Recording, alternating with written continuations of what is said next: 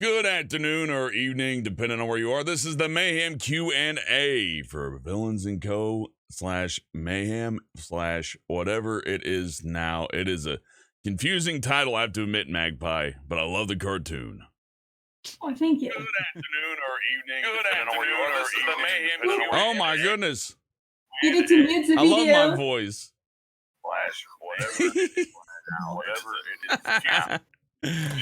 Technical difficulties, everybody. No worries. You got it? Oh no, you got the YouTube video open, Paul. It's okay. Don't worry about it. I'm so sorry. It's totally fine. Don't worry, Evan. I've just closed it. Oh God, I can hear myself into infinity. Okay. It's beautiful. It's unseen. It's totally fine. Oh, there we are again in the past. Closed it. Oh God, I can hear myself. Oh no. Okay. Can you see it? See that little icon here? You just click that. I've just closed it, so. Okay. Oh, there we are again in the past. Oh, but oh no. That's so meta. I love it. How did you close it? If We're it's all still interviewing going? ourselves. You just click that. Hello, Hellbent. Good to meet you. Oh, I love you too, Hellbent. You know, I hear Hellbent's voice is the sexiest voice ever. Just close the internet window. I love it.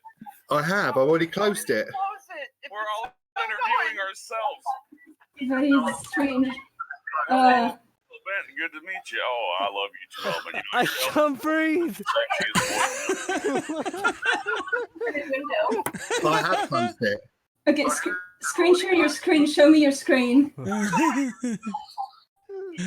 Technical difficulties of the funnest variety. This is actually pretty fun. Hold on, 1 sec. I can hear you. Show me your screen. Hello? Yeah. What? I've closed it. I'm just on the Discord thing now. Show me your screen. Just screen share your screen because you must have something open still.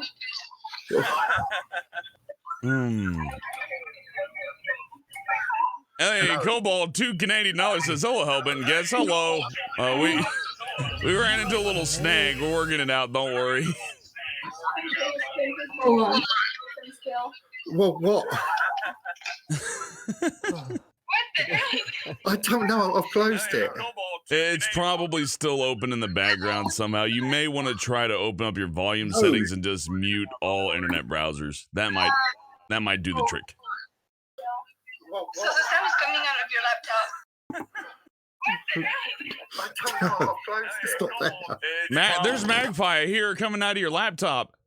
Try to open up your Let volume me settings just and show just you. mute all internet browsers. That might do the Screen share, or like here.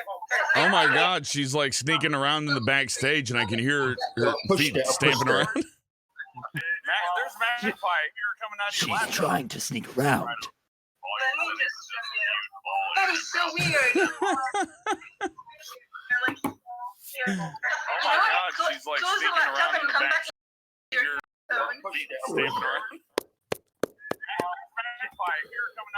Trying to sneak Live from the Grand Canyon, Villains & Co. I've Q&A. closed it all up and it's still Hey. coming out on my thing. I don't know. It might be open in the Discord window. Dude, is your computer haunted? That's scary. Is it? Wait. Are we good? Is that? I think is it that the sound of stopped. silence. Is that? Guys. Well, that was the Villains & Co. interview. Thank you for dropping by, everybody. Late April Fool's joke. Nah, it's okay. Look, these things are bound to happen. Oh man, now we have to talk to each other. That's worse than the noise. Gracious. Perish the thought. Well, since I believe Paul and Magpie are sorting out some minor technical issues, trust me, with audio, it's a never-ending fight. I've started so many streams with my microphone on mute, you wouldn't believe it. You probably would, but I wish you wouldn't. Let's talk a little bit about the music of Villains & Co. Since we got Wile E. Coyote here with a K. Yeah.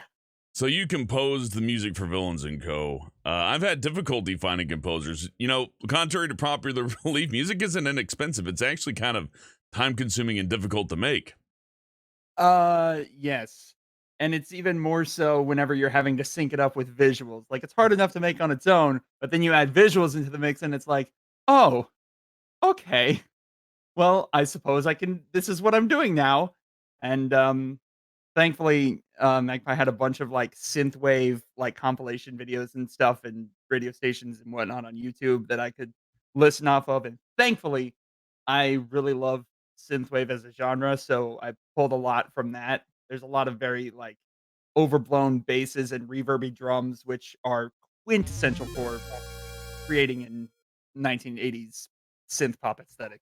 Yeah, it came together quite well, and I actually was just about to ask you about synchronizing visuals with music, because like you said, music's easy enough. I've been in a few to where we just do the music and the animators draw over the music to where the music is the lead. But here the animation's the star, so you had to follow the animation. Yes. I guess if I talk about keys and all that stuff, I might be going a little bit too in depth, but what would you say is the most important thing that you had to know in order to synchronize your music to somebody else's visuals? Basically, I don't know what to do. It's okay. We're gonna figure it out. Don't worry. So you can end screen share on the laptop now. I've turned it off. I've just turned it back on. are we having issues? Okay. I can still hear them talking, but Yep. I can't do anything. Oh, you can hear them talking. Yeah. Yeah, we can hear Paul. It's all good. Oh, can you hear me? Yeah, yes. we can hear you. Okay. Let's Oh, just that's fine then. If any questions come up, you'll have to tell me, all right? No problem. guys, it was so weird. Like his internet was closed. I could still hear the video. Like I could see the browser was closed. Yeah, that's look, I've been doing this for a while and just always expect something to go horribly wrong that you can't fix.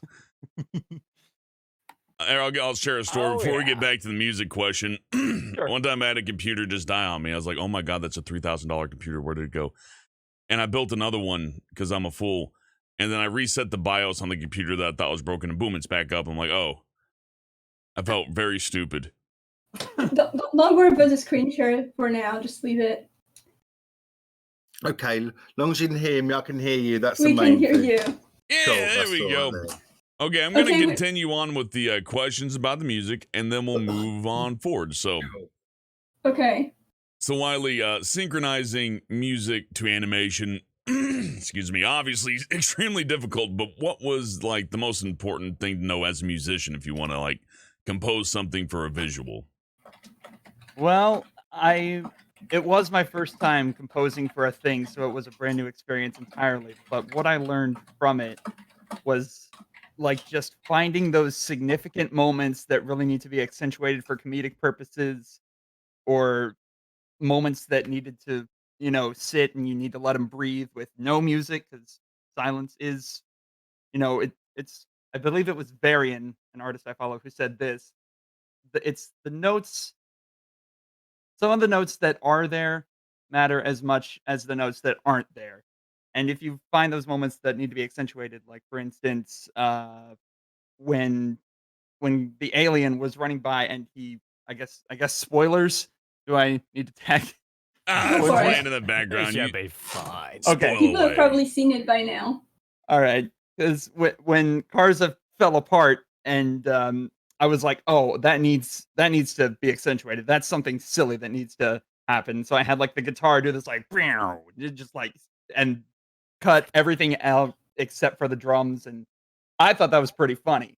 But then after all that chaos and mayhem, if you'll permit me, there was a moment where Mayhem actually rose from the ashes. He's got the swirly eyes, and that needed a moment to where there was like almost no music until he zapped Queen Bee again, where you got one last guitar strum, and it's What? just knowing what I don't know. Oh no. You said it plenty. I appreciate that very much. Trying to take like a basic song like you would hear, then basically having a soundtrack that's constantly fluctuating instead of a track starting and a track ending. The whole thing just goes all the way through seamlessly. That takes a lot of talent, and I have a lot of respect for you for that. I know it's hard to explain, though, because it's all in your head, you know. All like, what did Jimi Hendrix say? He sees music as colors. I wouldn't know how to go about explaining that to anybody, so I think you did a really good job. Well, thank you. I'm sure I'll have more to say in the future once I get some more experience under my belt. This was my first time, so it was quite a fun learning. It's your first experience. I'm time? glad I had it. Jeez. Yeah. That was amazing. That's Yeah, a start to a Your bright music career. really your music really brought life to the film. Yeah, Well, definitely. Yeah. Thanks so much, guys. I really. If you ain't appreciate going to give it. yourself a pat on the Yeah. back, I will, because, yeah, that was fantastic. I was very interested to go in and assault you with questions, but feel free to pipe up as you please, because I understand it's music's kind of an abstract thing. So It is. tell me, what It's is weird, but music? we love Yeah. Excuse me. Okay. But Magpie, Yes. there was a little bit of secrecy involving your show, involving a certain character and lots of other aspects of it, not the least of which the plot. But what inspired you to keep it a little bit secretive? What's with the cloak and dagger nature of the release of this cartoon? Well, Mayhem was Paul's character, and I wanted it to be surprised because I knew if I told him, "Can I make a film about your character?" he was going to tell me you're crazy and not let me do it. So I had to keep it a surprise until like the last minute because I knew if I did it, he would love it. But if I asked him like, "Hey, can I do it?" he would be like, "No, don't put all that effort into it." So I had to be sneaky about it. Very, How'd you feel about that, Paul? very sneaky, but I'm so pleased she did it. It was amazing, absolutely amazing. So I'm glad she done it. See, every time he tells me to not do To me, something, I do it. She never listens to me anyway, so Yeah, I'm a very bad sidekick. See, like I get orders and I never follow them. Well, I thought that was a nice touch. A little bit of secrecy to a release always makes it a little bit more interesting, in my opinion. yeah, definitely. This was months of secrecy and like a team of people, like being coordinated across social media as well. That wasn't easy. Jesus. Even if somebody were malicious, a simple slip of the tongue would have done it, right? So I gotta say that's impressive. You have no idea how many times I almost like slip. I would say stuff like, "Oh, one day you're gonna have your own film and stuff," or we would go to the movies and I'd be like, "Oh, see, one day you're gonna have your name in the credits too," and I was like, I don't know how he never caught onto it, and I was so scared I was gonna ruin it. It was so hard to not say anything for 5 months every day. Like I wanted to say something, so I like almost hinted at it a little bit, and I never spoiled it somehow. I love that thing, aspect yeah. of this cartoon. I feel like that's kind of a strong part of the DNA of it. It's very villainous, obviously, very sneaky, very... It's not what it seems at the front. Then once you see it all, it's one big gag. And that's what I like. Comedy comes best as a surprise rather than the knock-knock joke you already know the answer to. Nobody really kind of knew what was coming with this. And that, even I didn't. I mean, I knew plenty about it for what it's worth. But once it was all out and released, I was just blown away. And I don't mean to say that to give away anything, but I will say my favorite scene out of all of them was just Mars being exploded. That Yes. was pretty cool. Yeah, that explosion was amazing. That was the best scene. Kyrion's acting, Mars blowing up, and then having just played Doom Eternal, where one of the objectives is to shoot a hole through Mars. I was like, it's like the cartoon. Bang. Mayhem did it first. It did. It did do it first. You beat him. Oh, that was so fun. I really loved it. It's a very punchy cartoon. It gets through very quickly, but not... It doesn't overstay its welcome, but it also leaves you wanting for more. And that's one of the better parts about independent productions that really hit it hard, because you can do more. You could do more, right? Yeah. Oh yeah, definitely. We Well- already have more in the works. Should we say or not? I think you just did. So, well, what would you like to say about that? Okay, so we're gonna work the next thing, but we're aiming to start in hopefully June, if not a little before, is a animated theme song. So like cartoon openings. So we have the song already that's already ready. So right now we're doing pre-production. We're doing all the character designs and stuff. We were brainstorming ideas just today, like thinking about if we make this a series. So we needed to like plan where the story would be going, because I want the intro to have pretty much like hints of what's going to be in the series if we manage to make that.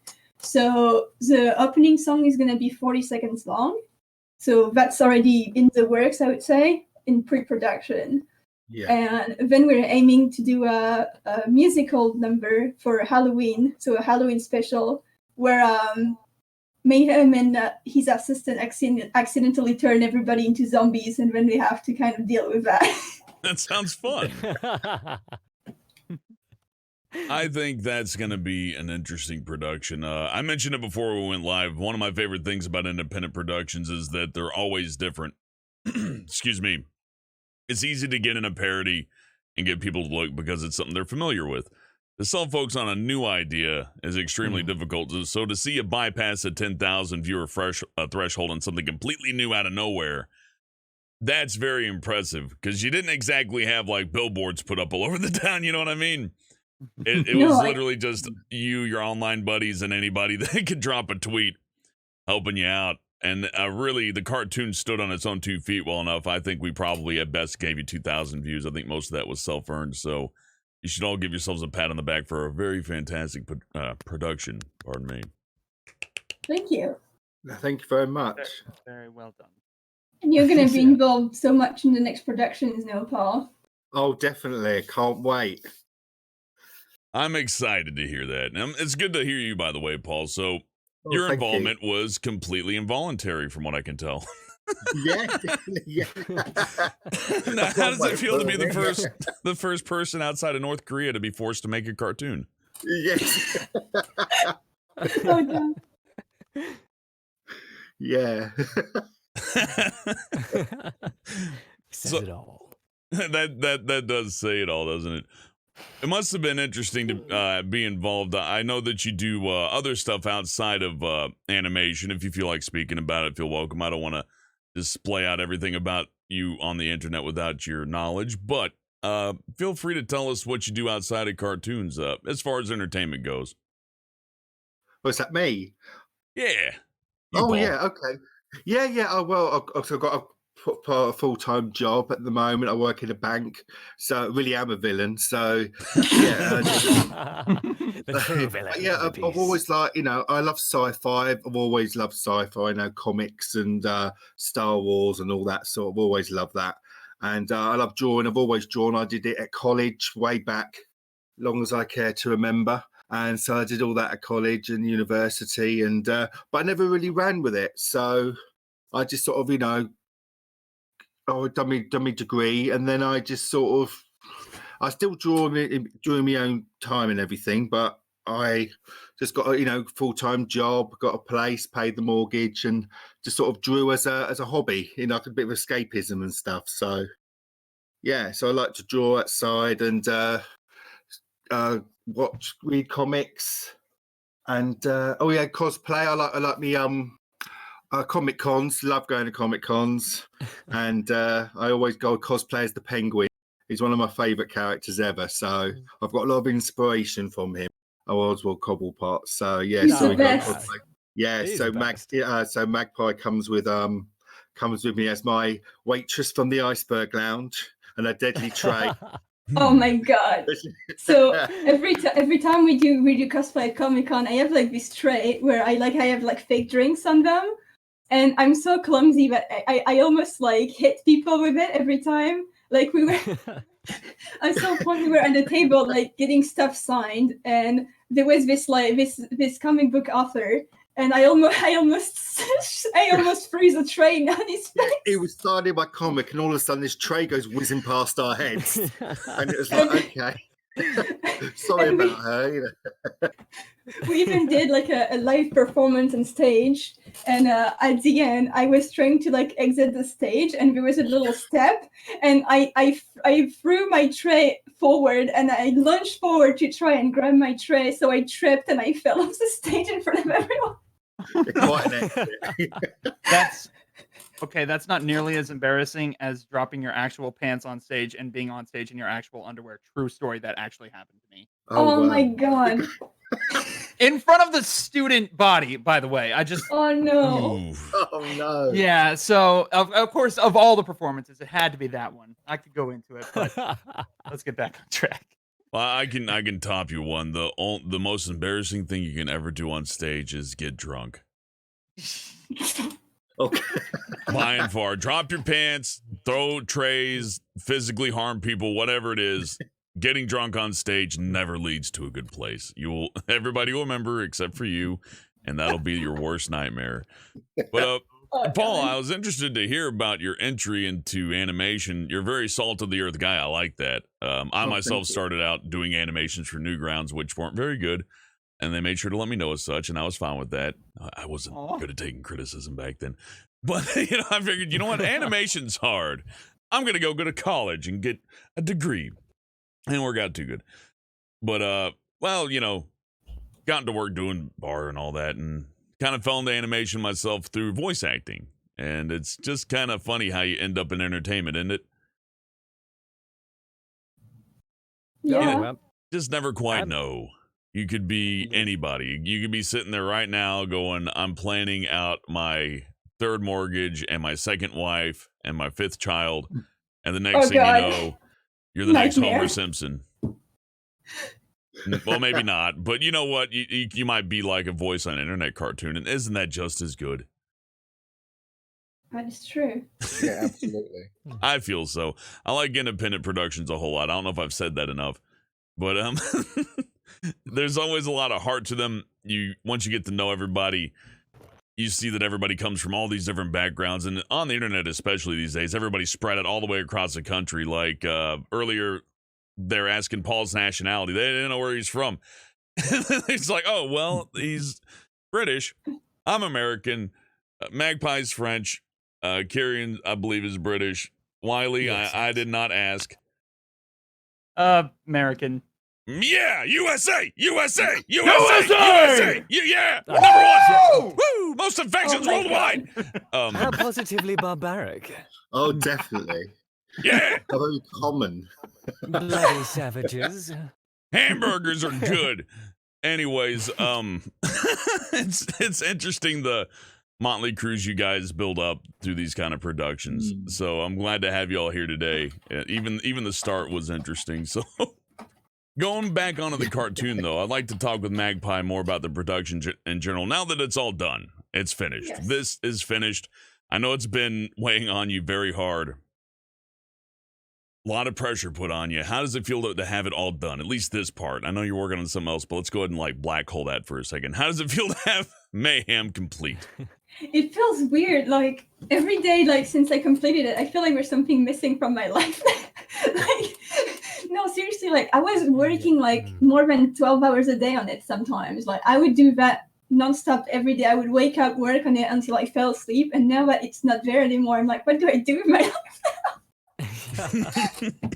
So now I before then, you were just like, "Oh my God, it's so much, too much pressure." Ooh. I don't know. It was like it was a lot, but it was exciting too because I wanted it to be as good as possible. So You'd it wasn't the bad kind of stress. It was the exciting kind of stress. you'd say, despite the torment and anguish and pressure, that it actually brought you a lot of joy at the end of the day. All this work. Yes. Well, I'd say it's a good attitude. I find a lot of people that are talented at art but don't understand the work of it. One of the animators on your show, Pika Petey, mentioned that well, he's replying, I believe, to another animator for DreamWorks that the guy just doesn't listen to music while he works anymore on animation. That is because he doesn't want any distractions. He focuses straight on it. And as an actor, that keyed with me because I'm like, yeah, I don't get to listen to any music when I'm acting either. So 2 hours in, I don't want to hear my voice at all. I want to turn everything down. So after about 2 hours recording, I'm like, shut it off. Put on some music, anything. So I can understand the drive to complete being something that fulfills you, because you need that. You have to have that drive, because at the end of it, you don't know what to do. You get a little bit of rest, yeah. Like when I put on my music after doing voice acting, or artists will put on music after they work. But you got to go somewhere else. So I'm glad I need to do more now. Like Yeah. I can't imagine not doing it now. It feels weird. I can't see my life without Mayhem now. I could barely mention the idea of doing another one without you going, and I'm working on another one. I'm doing it right. I mean, we already have 2 in the works now. We have like the animated song intro, and then we have the Halloween special. Gracious. You're crazy. I love Yeah. that. Don't lose that. Yeah, I'm a bit insane. Keep that wild artistic passion, because that's just a good thing to have. You don't got that passion to do it if you're not happy to do it, despite how miserable it can make you at times, then you won't get it done. Yeah, I find a lot of people don't realize that success, most of it comes from momentum. You just do something and you keep doing it, and you adjust to the pace of it, and you get hungry for it. It's that old adage, you know, a rolling stone, an object in motion stays in motion, an object at rest stays at rest. Absolutely yeah. true. I totally jive, Magpie. Just keep producing. Let this fuel you guys and carry you to new places. Yeah, definitely. Absolutely. So And how does it feel, Paul, to suddenly be a director now? Oh my goodness, it's amazing. And I keep saying the word amazing, but it is. It's just wow. You know, brilliant. I'm so looking forward to the future and what we're going to do and everything. And it's like, yes, come on. You know, Magpie is very contagious in her enthusiasm, so it's brilliant. That's true. Well, I do push you a lot. You do, and I'm glad you do, and I'm glad you do. So never gonna let. Well, now that you're bringing up the spirit of Rick Astley, Ansel Polanico. I hope I got your name correct. I'm very bad at names. Don't let anybody tell you otherwise. They ask Magpies, so what about the 80s aesthetics? But that's a very vague question, so I'm not sure exactly what kind of question it is, but give it your best answer. So, well, the 80s aesthetic is because Paul's a big fan of 80s cartoons, and so his art style, we've used like his art style for the film, so I tried my best to like have everyone like emulate it, so with the like little cross hatchings and the textured lines and all of that. So I tried really hard. I was like eyeballing all of his drawings and trying to make it look like he was, because I wanted it to be his film, so I wanted his touch into it without him being involved. But she kept asking me all these, oh, have you got a picture of him doing this, picture of him doing that? And I'm thinking, why is she so interested? You know, she's got her own things to work on. But now, of course, I know. Why can't I just be interested in Mayhem, though? I don't know about you were, but I just, you know, no one's really taken an interest in him before, apart from me. So it was strange to have someone else. But I'm so glad you took an interest in and like him as much as I do. So, yeah, loads of people would like him. We drew fan art and all that. It's amazing, absolutely brilliant. Oh, that's adorable. I kept asking him questions like, "What's his backstory and stuff?" And I would like really insist on it. And he was like, "Oh, I don't know. I'll tell you one day. I'll tell you one day." And I was here like, "Okay, I need to write this script in time for his birthday now, and I don't know what to do with it, so I'm just gonna." She's very insistent. I noticed that about Magpie, but that's that you got to be like that if you're a director. I'm not a director, but I've seen her work in motion. I've seen other directors work in motion. I would say that she's got way more pep than I've seen out of any other director. She gets terrified of it, and then she's full of energy and excitement, and that's what you want to see. Anybody who cares about what they're working on, they're going to be terrified of it before it comes out. Then once it comes out, they're just going to be like, yeah, let's do it 50 more times. Well, weirdly enough, like, I wasn't scared of being a director. I was excited for that. I was just scared of, like, Paul not liking the film, because I didn't know his character, like, as much as he did. So I was like, what if I get him completely wrong and stuff? Or like, what if he hates the film and now his character is attached to it and that's how everybody knows his character? And I kept like worrying about that. That was the part that was scaring me. But being a director, surprisingly enough, it wasn't scaring me at all. That is the most pure motivation I've heard for any artistic endeavor in my life. Oh, thank you. You played it Yeah. relatively safe based on the lack of information, which, you know, I think given the response that people have had to it, it was all in all a good move, like the best move you could make. And before we move on, there's one question in here that I think is really good. Linkar asks, I was just Is about to Queen get it. Bee- You have an eye for questions. You read it off. yes, is Queen Bee a hierarchy for all villains worldwide, or is it just in the universe or dimension that they live in? You know what? I'll respond to that one. Me?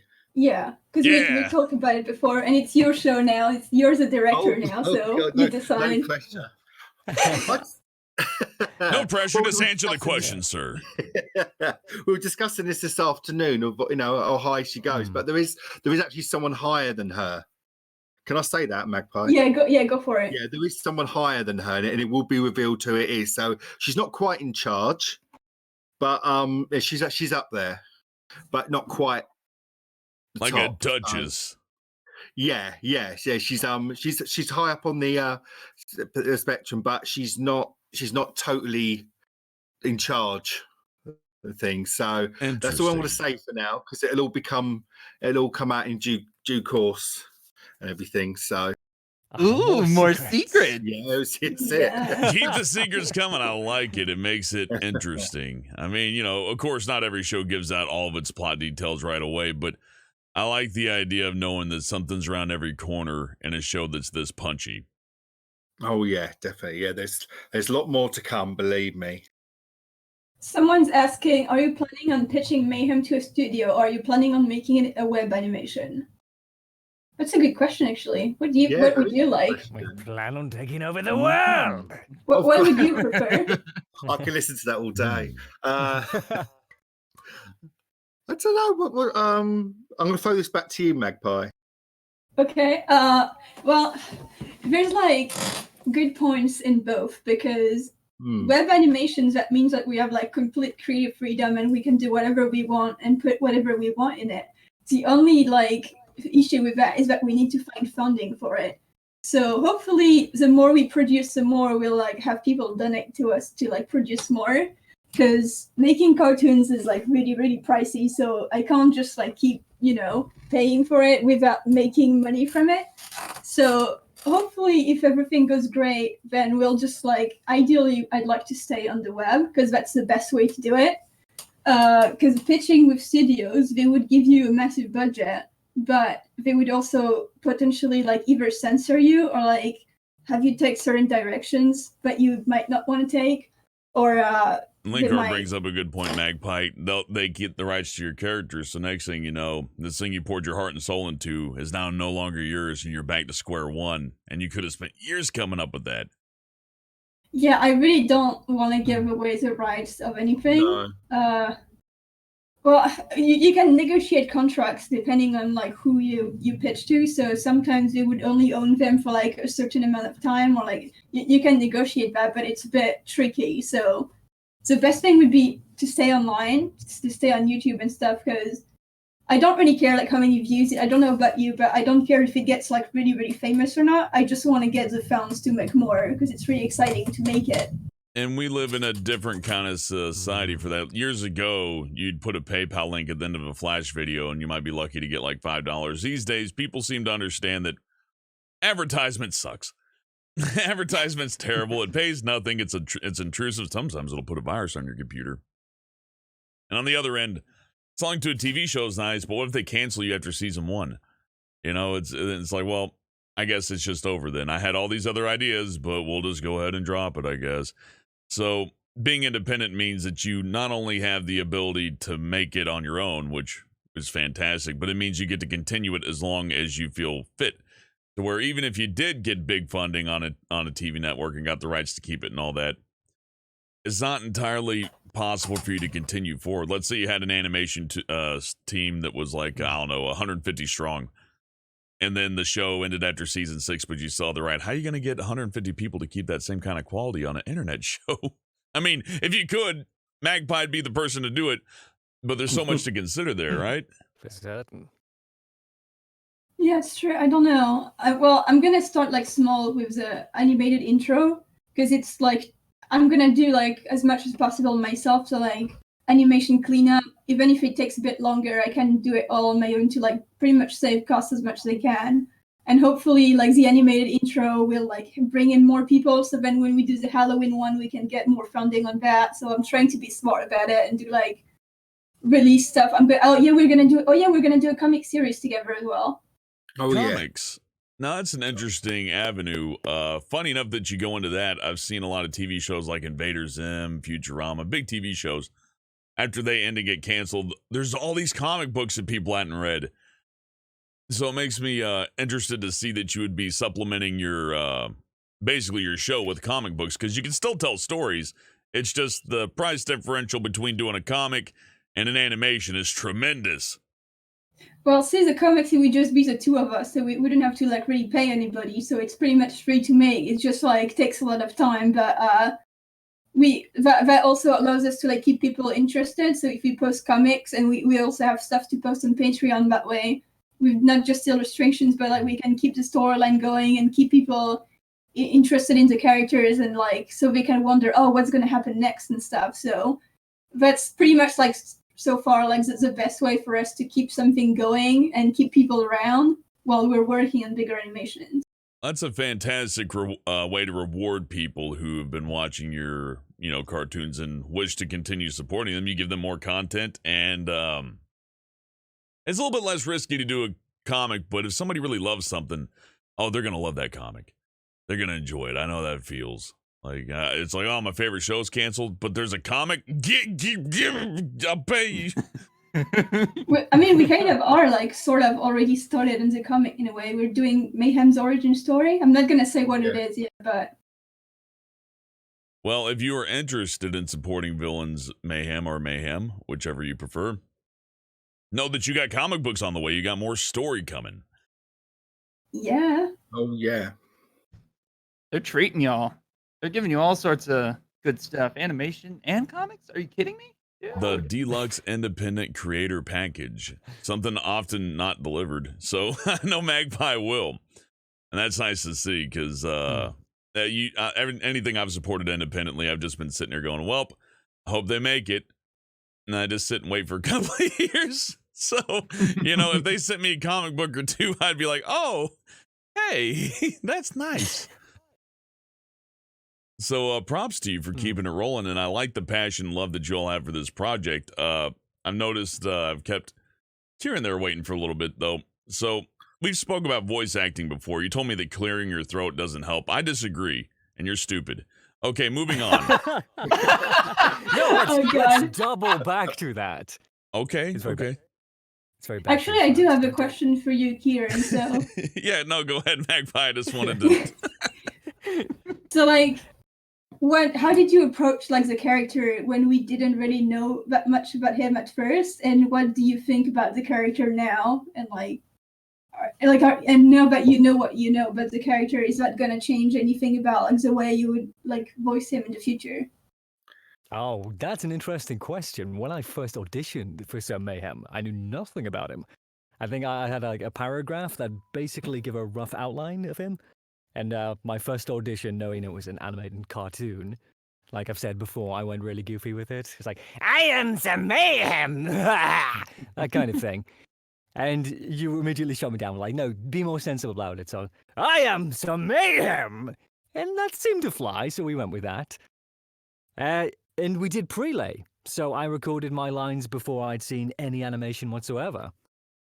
So when you actually showed me the animation, like, a month or two later, with my voice lines synced up to it, like specifically animated to emphasize the voice lines, I was like, holy shit, this looks amazing! And then we got talking about Some Mayhem more. You'd start revealing everything Paul had told you about his backstory, and about Paul himself, and about what Some Mayhem meant to Paul. It's his sort of, his character, his IP. what's been fermenting in his mind for years. So it Yeah. became really special at that point. It suddenly wasn't just a character to voice, it was like a launching platform for, dreams of animation, of you and Paul sort of making this stuff. And we find ourselves here in this interestingly strange time where people suddenly have a lot more attention to be introspective and start thinking about what they wanted to do in life. So yeah, to me, Sir Mayhem is kind of a character all about perseverance. You see that in the animation. The way I think about Sir Mayhem is a character that the world hates, because he's clearly the underdog in everything he does. But the universe seems to love him, because explosions go off and everybody else gets slaughtered, or he's immaculate at the end of it. Yeah. Somehow he comes out unscathed. So the world hates him, but the universe loves him, and he keeps persevering. He's the underdog that keeps running. Sorry, that is amazing to hear, because I've had this character so long in my mind, and the way Magpie's interprets him on the screen is everything I wanted. The way he acts, the way, and your voice of Mayhem was just like everything just fitted together. And to see in my mind all these years, to see it on the screen there with so little information you had was mind blowing. It was just like, oh my God. And the way you just described him there, you got him to a T, and that's amazing to hear. Thank you. I really appreciate it, Paul. It's really such an honor. When I approach characters... It's an honor. It's an honor for me, believe me, for you to do this. So I'm really thank you. Thank you to everyone who was involved. It's a dream come true. It really is. You're some of the nicest people I've ever had on this channel. See, I kept telling you. I believed you, but then you add in like British politeness on top of it, and it's just I'm getting diabetes over here. It's too sweet. Oh, It's Paul. It's all an act. Me and Paul, Yeah. it's a facade, so we can be terrible people secretly, and nobody knows. Yeah, when the stream's off, they're just like, that Hellbent and that Magpie, and don't get me started on Wiley, that jerk. Hey. I mean, the evidence is in the animation. Look at it, Professor. The Sir Mayhem kills a room full of people, and he makes it seem accidental. So It's always the smiling that's one. Paul. That's Paul summed up clearly. I think my character is a lot more vicious than his, to be honest. Yeah, definitely. See, he's a lot nicer than me. I'm very vengeful. So see if I'm pretty much I'm your bodyguard in real life, pretty much too, aren't I? Yeah, it's true. Actually, yeah. Like if anybody like says something to him, I'm gonna go after him like a wolf, and I'm gonna tear him to shreds. It's pretty much the same with my character in the film. I can see that where like I don't know, I can see her like really, really hating Queen Bee even more than he does. Well, the thing is, one of my favourite scenes in the actual cartoon is the bit where Queen Bee shout, Sir Mayhem, what have you got next? And she sort of jumps in and says, calm down, bitch. And then he jumps in front of her and introduces it. So, I love that bit. She sticks up for him, but then he sort of jumps in front of her and, tries to steal the spotlight, as it were. What I love about those character dynamics is that as a solo production, you really wouldn't see that, because there's real life character to this. You and Paul are a item. You're together. You're a ticket. That is very heavily interjected into the cartoon in a way that works. It doesn't feel forced too much. It doesn't feel like a Valentine's note. You know what I mean? To a stranger who doesn't know anything about you, they're just going to view that as good emotional writing, at least in my opinion. And that is perfect. It all comes from a natural place. I love that. It is pretty based on us. Like when I didn't know much about Mayhem at first, I knew Paul, so I knew like how he's like and what he likes and stuff. So that's kind of how I wrote his character. I was trying to guess from what I knew from him, because I knew that Mayhem was him. So I kind of put like sort of like the dynamic that we have, like we really do have. So like when you said that you love that part about my character coming in and so like, oh, chill out, bitch, and then I could see that it happened like for real. I would Yeah, be the one to jump and like say, "Oh, what'd you say?" Okay. And then he would say, "Oh no, that's fine, don't worry about it." And I would be like having a grunge and like glaring in the background. Yeah. We put something of ourselves in characters we voice, so why not characters we animate? That's Yeah. a fantastic point. I think that's the other advantage to independent animation. If you were with a big studio, there would be a producer, an executive, or somebody go, I don't like this. Needs to be exactly 22 minutes on the point. This is too long. You need to cut this, get rid of that. This character, change them up. And the next thing you know, all that heart and soul you put into it is just pasteurized, homogenized, and just lacking of any value whatsoever. It's there, but it's not full of heart. I mean, there's plenty of productions that make it on there that have plenty of heart to them. Don't get me wrong on that. It's just the ability for a television network or somebody who owns something that you own, or somebody who owns your product, to meddle with it can just strip all the love and joy out of it. And I think that's the strength of Mayhem and a lot of the stuff Magpie and all of you work on, is that there's a lot of heart in it. And that is just what I love the most. I just can't get enough of it. So I'm happy to hear there's more on the way. Here's a question from, and I cannot pronounce your name. I'm so sorry. Anybody want to take a shot at Azil Polanico? I'm American. Azael. I Azael. don't know. We'll go with Azael, because they said they're gonna do something to their Gabby Mini Donis. Anyways, they asked, how did you get the idea for Villains & Co? I know it's a very standard question, but standard questions are important. Well, I don't know if he means like the idea for like the script itself, or like the idea for like the film. Let's go with the idea for the film. Like you sat there one day and went, "I'm gonna make a cartoon." Then what? Like, what was the thought process after that? Okay, so it started like when we were at a Comic-Con in October, and pretty much like I was like having no confidence in like my artwork, and I was just like saying, "Oh no, I don't think I can do anything," and stuff. And Paul gave me this long speech about like how I should like believe in like myself, my work and stuff, and what I do is amazing and stuff. And it was so nice and stuff. And I was like, yeah, you know what? If I do something, I'm gonna do something to like thank him as well for like everything he's been doing for me. So I was like, okay, I want to do a film with his character in it, and it's gonna be like the best birthday surprise ever. And so I started like thinking about I was trying to get information about his character, and I couldn't get any true work with what I have. So I was like, okay, what can I do that's like vague enough that it would still fit the character, but that wouldn't like, because I didn't want to write something that would go against his backstory if he had already come up with something in his head. So I thought, I can't do the backstory because I don't know about that. So I'm gonna like make him like have a super villain contest, and I knew he was like, I knew he was like a vengeful villain.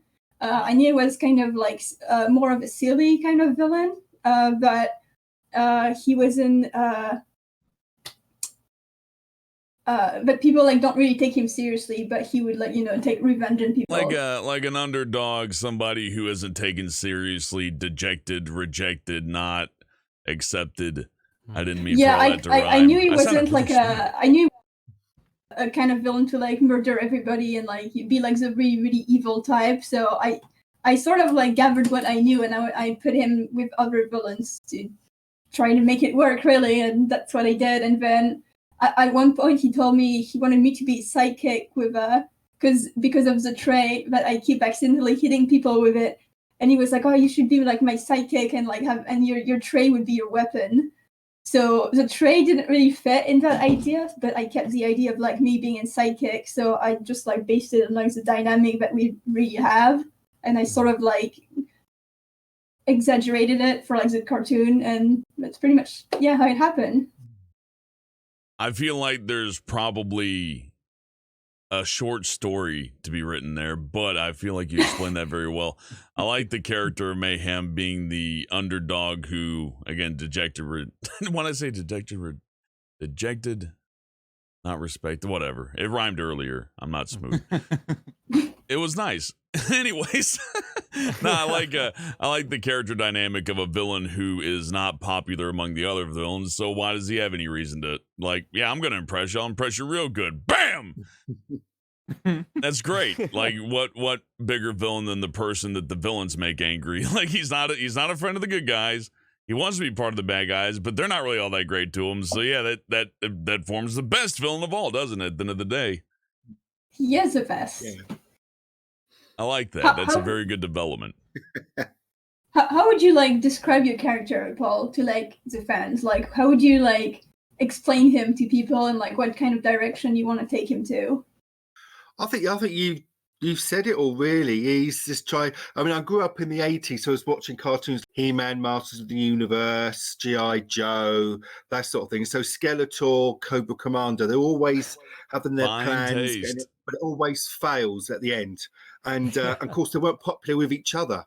I mean, Skeletor and his gang, they didn't like each other, but they still worked together to defeat He-Man, but it never worked. And it's like G.I. Joe. Everyone hated Cobra Commander, screaming and shouting, having tantrums. So that all had a big influence on me growing up and watching the old Adam West Batmans as well.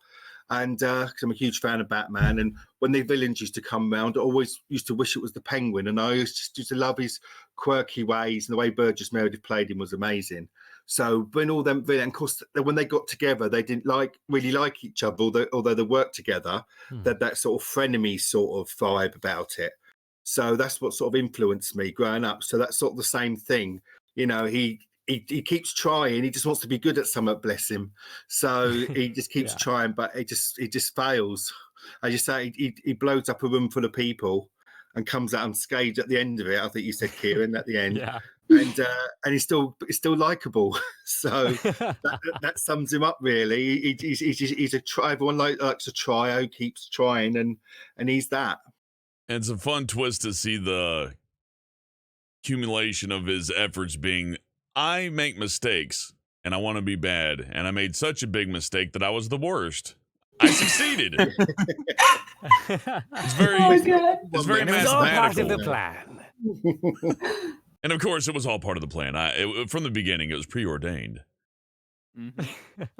I love that. That's a very fun character arc, and it's handled in a very modest amount of time. That's something you'd see handled over dozens of episodes in another animated series, maybe due to nature of television. Again, independent animation. This was able to be very punchy and to the point. So by the time you learn who Mayhem is, you learn what he's about by the 6-minute point. And it's very, very digestible, easy to pick up on, but not light in content. And, that's my own personal review of it. I loved it. So good work. Thank you. I'm glad that you're going to be part of the production from now on to, like, keep the funny tone of the story, because I tend to write really dark stuff. She goes to dark places. This one. Yeah, like bring her back into the. Yeah, see, we're a good team because it's like he's keeping the balance. I've got to keep her grounded. That's the thing. In real life, we're a good team. She's my sidekick in real life as well. So that's true. Yeah, so we make a good team. Got a little sweet and sour thing going on. Oh yeah, when we go to Comic Cons on the Penguin, she's my waitress. We play like a character. And we've got other friends who join us as well. I've got my friend Stephen, who's the Riddler, and our friend Chris, who lives in Wales. He's a fantastic Batman cosplayer.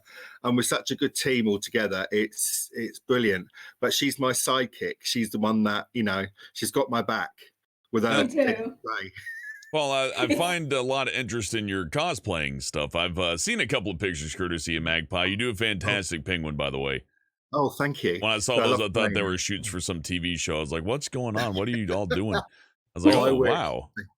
So can I ask you a question about cosplay? I know that doesn't have everything to do with Villains of Mayhem, but actually, when you think about it, it kind of does with the way your character is. What's your favorite thing about doing the whole cosplay gig?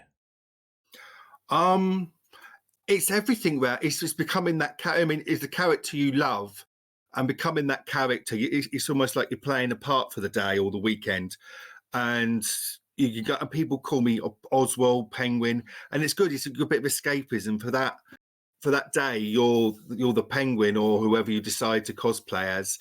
And it's that bit of escapism. You play a part and you have a laugh with it, especially if you've got a bigger a group of friends who join in with you as well, and it's just that bit of escapism. And it's the people you meet as well. You meet some amazing people. I met Magpie at a Comic-Con, and the people you meet is awesome. That everyone I've met has been absolutely brilliant, and I've made some good friends out of the cosplaying and Comic-Cons and stuff. And it's just for like-minded people to get together and just have a good time and just forget about the real world and just live in your fantasy for a weekend or a day or whatever you want to do. So yeah, that's it really. It's just that's our escapism, and that's what keeps me sane at the end of the day. I like that. That's actually quite nice. You know me, I do streaming, acting, all that gimmick, but never an out in public kind of thing. So it's interesting to see you basically playing a childhood hero, although he's a villain, and going out there and living it up. And to see that kind of melded into this animation is very interesting because, you know, your experience with, as you said, He-Man, G.I. Joe, the villains like Cobra Commander, Skeletor, and his various friends like, Many Faces. Everybody remembers Many Faces. He was great. Many Faces, Evil Lynn, Beastman. Yeah, you know, they're all like a team, and they all have their own. What I like is all got their own personalities and characters as well. But then they work together. But as I said before, they hate each other as well, and they always try to double cross each other. And I've always been interested in villains, how they became the villains, and what the choices they made throughout life to become what they did, and why they didn't go down the good path, where they went down the bad path. And that's always fascinated me. Yeah, like what if instead of trying to operate a McDonald's to turn into a nuclear silo, what if Cobra Commander decided to actually run a McDonald's of his own and just outdo them in selling hamburgers? There you go. It'd be an interesting burger. I'd go. I'd check it out. Yeah, Some I'd go, Cobra yeah. Burgs. Yeah, the Cobra Burger. Hell yeah, I love that. By the way, I'm sorry to interrupt you, but I got to mention, thank you, Potato Whiskey, for the $100 tip. He's an old friend. He's a good guy. Thank you, Potato. That's outrageous. I have no words. But thank you very much. And Cobalt Awesome. for the tips as well. Very, very fun folks. Tips like that keep productions running. This cost me nothing to make outside of my internet connection, so I appreciate you very much. That goes a long way. For animation, $100 doesn't go as far as you'd think. So as you just saw the planet explode there a couple of seconds ago, $100 may pay for, like, what would you figure? A quarter of a second? Not even half an explosion. Not half an explosion. The sketch? Yeah, probably. Like two of the storyboard frames, maybe? I mean, that explosion, like, I think he spent like 100 hours on it, if not more than that. Like, the amount of time he spent just on that is insane, because he did every frame by hand. Oh my goodness. Yeah, every time I see that explosion, I'm like, oh, the effects artist, whew. Yeah, it's amazing. Really sets a tone. You know what I mean? You don't see that kind of big art in independent animation all that much. And I'm happy to see it. Also, Queen Bee's animation, just the way her character's animated. I've seen some of the drawings done by Pika Petey. He's very The fluid. boobs bouncing around. Boobs bouncing around. Ornate, elaborate costume with very many spikes on them. All perfectly aligned. See, that was inspired too, because Paul did a drawing of Pennywise as a lady, and he gave her this like massive boobs, and I was like, okay, so every character in that show is gonna have massive boobs bouncing around. Pika Petey is a connoisseur of the human form, despite being obsessed with Shiba Inu dogs. So yeah, I've worked with him before. He's fun. Yeah, Pika Petey like has a lot of animations of like butts and boobs bouncing around, so he was a perfect guy to animate her. Stick that on the resume. Yeah. The butts and boob guy. I was happy to see him. I just knew him casually, worked with him on a few things like the cringe animation he did. I'm like, wait, you hired Petey? How do I know all these people? I think it just tends to be that if you put in the work, you just end up crossing paths. And I like that a lot. It says a lot about work ethic in art and animation. If you work really hard, you'll make friends because you're going to be working together in the independent circuit and the freelance circuit. You will run into each other. Guaranteed. It's a very small world, and community is the best part of what we do. A lot of people don't really hang in there for too long because it is a lot of work. There's a lot of uncertainty, and you gotta love it, or else you're gonna run into the work portion of it and go, "This isn't as fun as watching a cartoon. I'm out of here." It's crazy because I was a fan of PD before, like maybe like 5-6 years ago, because he's like, yeah, like PD to me was like this huge animator who like I wouldn't even dream of talking to like 5-6 years ago. And he was actually the one who asked me if he could animate on my film, and I was a bit blown away because I was like, it's crazy that long ago I was like his fan pretty much. Now I'm his director. It feels really weird. Yo, that's awesome. Cool. Bridging worlds by blowing them up. Yep. PD's a very passionate guy, and so having him on's very fortunate. Oh Hell boy, yeah. well, if you got any more questions in chat, feel free to ask them. Otherwise, I'm just gonna keep bothering everybody here one at a time. Let's see who gets bothered next. Wily Coyote, you haven't said anything in a minute, so I'm gonna pester you more. Cool. You answered it in chat, but you may as well answer it in voice. What software makes you good at music? Well, the software that makes me good at music is anxiety and not being able to express myself properly with words. Yes. Oh, they've got a sale on that at the moment. Yeah, it's pretty great. But the computer software that I used to compose for villains was FL Studio. It's something I've worked with for years now. Not really working in the 80s synthwave genre. More, what got me into music was electronic dance music production, actually. And so that's what I started using, and because it was good for that genre and like contemporary pop, hip hop, that sort of realm of music. And so I also, for the synths that I used a lot of Silent 1, Zeta plus 2, I think it was, Nexus 2, and Flex, which is an Image Line FL Studio exclusive synth, which is probably the best synthwave style synth that I don't know if anybody has any idea what Oh, the hell I'm Wiley, talking that's about. so scary. I do have an idea. I was trying to get into music because I just want to make dumb like bass rhythms that I could use for streams or just to sing over. I like to make silly rhymes that are very offensive and just keep them to myself and laugh. So, but I never have any drums in the background. So I was looking at Fruity Loop Studio. I'm like, oh, cool. And then I tried to use them like, this is work. I hate it. So got a Casio keyboard like for children. I started hammering away at that, but then I broke it because I started actually taking a hammer to it because I thought it was funny. I did a Pika Petey birthday thing for him and I destroyed it very, very thoroughly. But yeah, very, so very good. I got a question about sound fonts and stuff. So for those that don't understand, and maybe I'm using the wrong term here, but you buy Fruity Loop Studio. This is like a music program. You put in the notes by hand. You click, click, click, click, tune, tune, tune. But for synthwave, you had to buy a certain set of instruments, basically. What you'd call like we'll just call it a tool. Mm-hmm.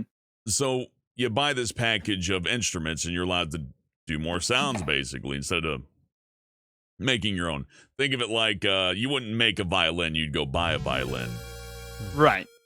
So these tools, how expensive are they? Like, how much would? Speaking of expensive, Love Venom, thank you very much for the $50.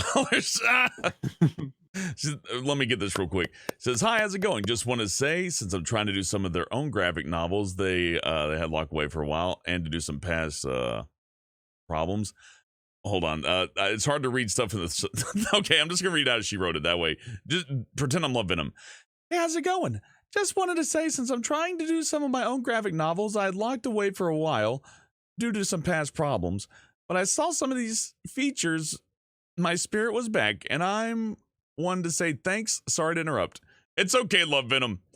Thank you very much, too, by the way. Sorry I butchered your message. I get what you're saying. Love Venom's a good person. I gotta give props, Love Venom. Namaste, as Love Venom says. Thank you for the 50. So, speaking of the price of music, yeah, I got into Fruity Loops. I was like, this is expensive. I'm lazy. So, if you were going to buy a sound font, a tool, an instrument, as it were, how much that run you? Like, how much money you looking into to be a Fruity Loops musician? Well, FL Studio, a variety of FL Studio that is worth anything. Don't get the Fruity Edition because you can barely do anything in that. Forget that. Just jump straight to the next one. I think the next is the producer edition, which is I think it's $200. And but then if you're not a fan of any of the synths that it comes with a lot of great ones, so don't worry about that. But if you want to like expand your sounds and your inventory of sounds, you can look into some of the most popular ones that are used, like Silent One is very popular among EDM artists. Nexus 2, that one's very popular among amateur producers and musicians, but it's still got a lot of great sounds for professionals that they can like layer up with just to make something sound nice. Those cost around also $200 each because Ooh, what's ouch. included, yeah. There's some free ones though, so don't let it like Synth One. I know is a free synth that you can get off the internet, and it's really good from people I've heard that use it. I haven't personally, but you know, Well, they I should be have paid the well for expensive their stuff. effort. So it can't be Yeah, easy to make one of those. no, of course, and I think part of the reason the price tag is so high is like the license to use some of the sounds that it comes with, and just That that was kind the of question thing. I was going to ask you because I'm literally just asking you questions for my own benefit right now. That's like, hey, do I got to pay anybody if I download the synthwave? I mean, I like the Um, license, but like, do I owe copyright? I'm scared of copyright. I'm on YouTube. They do bad things to us over here. I heard all over. Usually, if you buy a synth, you get free license to do whatever you want with those sounds. You just can't like sell the sounds themselves as your own. You can use them as like So a I can't compositional just tool. take the digital thing that I can't take like a copy of it and sell it. It'd be like taking a copy of Doom Eternal, being like, here's a video game I made, guys. You want to buy it? It's $5 a piece. Come on over to my van. Check it out. Yeah, Makes sense. you can't do that. It's sad they have to tell you that you can't do that. Yeah, God, like why? Come Well, on. that would be evil. But that would be perfectly in line with the philosophies of Mayhem. You know what? That's right. I doubt Mayhem pays for any of their art software. Oh God. Future Don't even get me Move started. out of the back of a van. Before I miss it, there's a question in the chat that says, are there any characters that are based off anything or inspiration for the characters, especially Queen Bee, because I really love her design.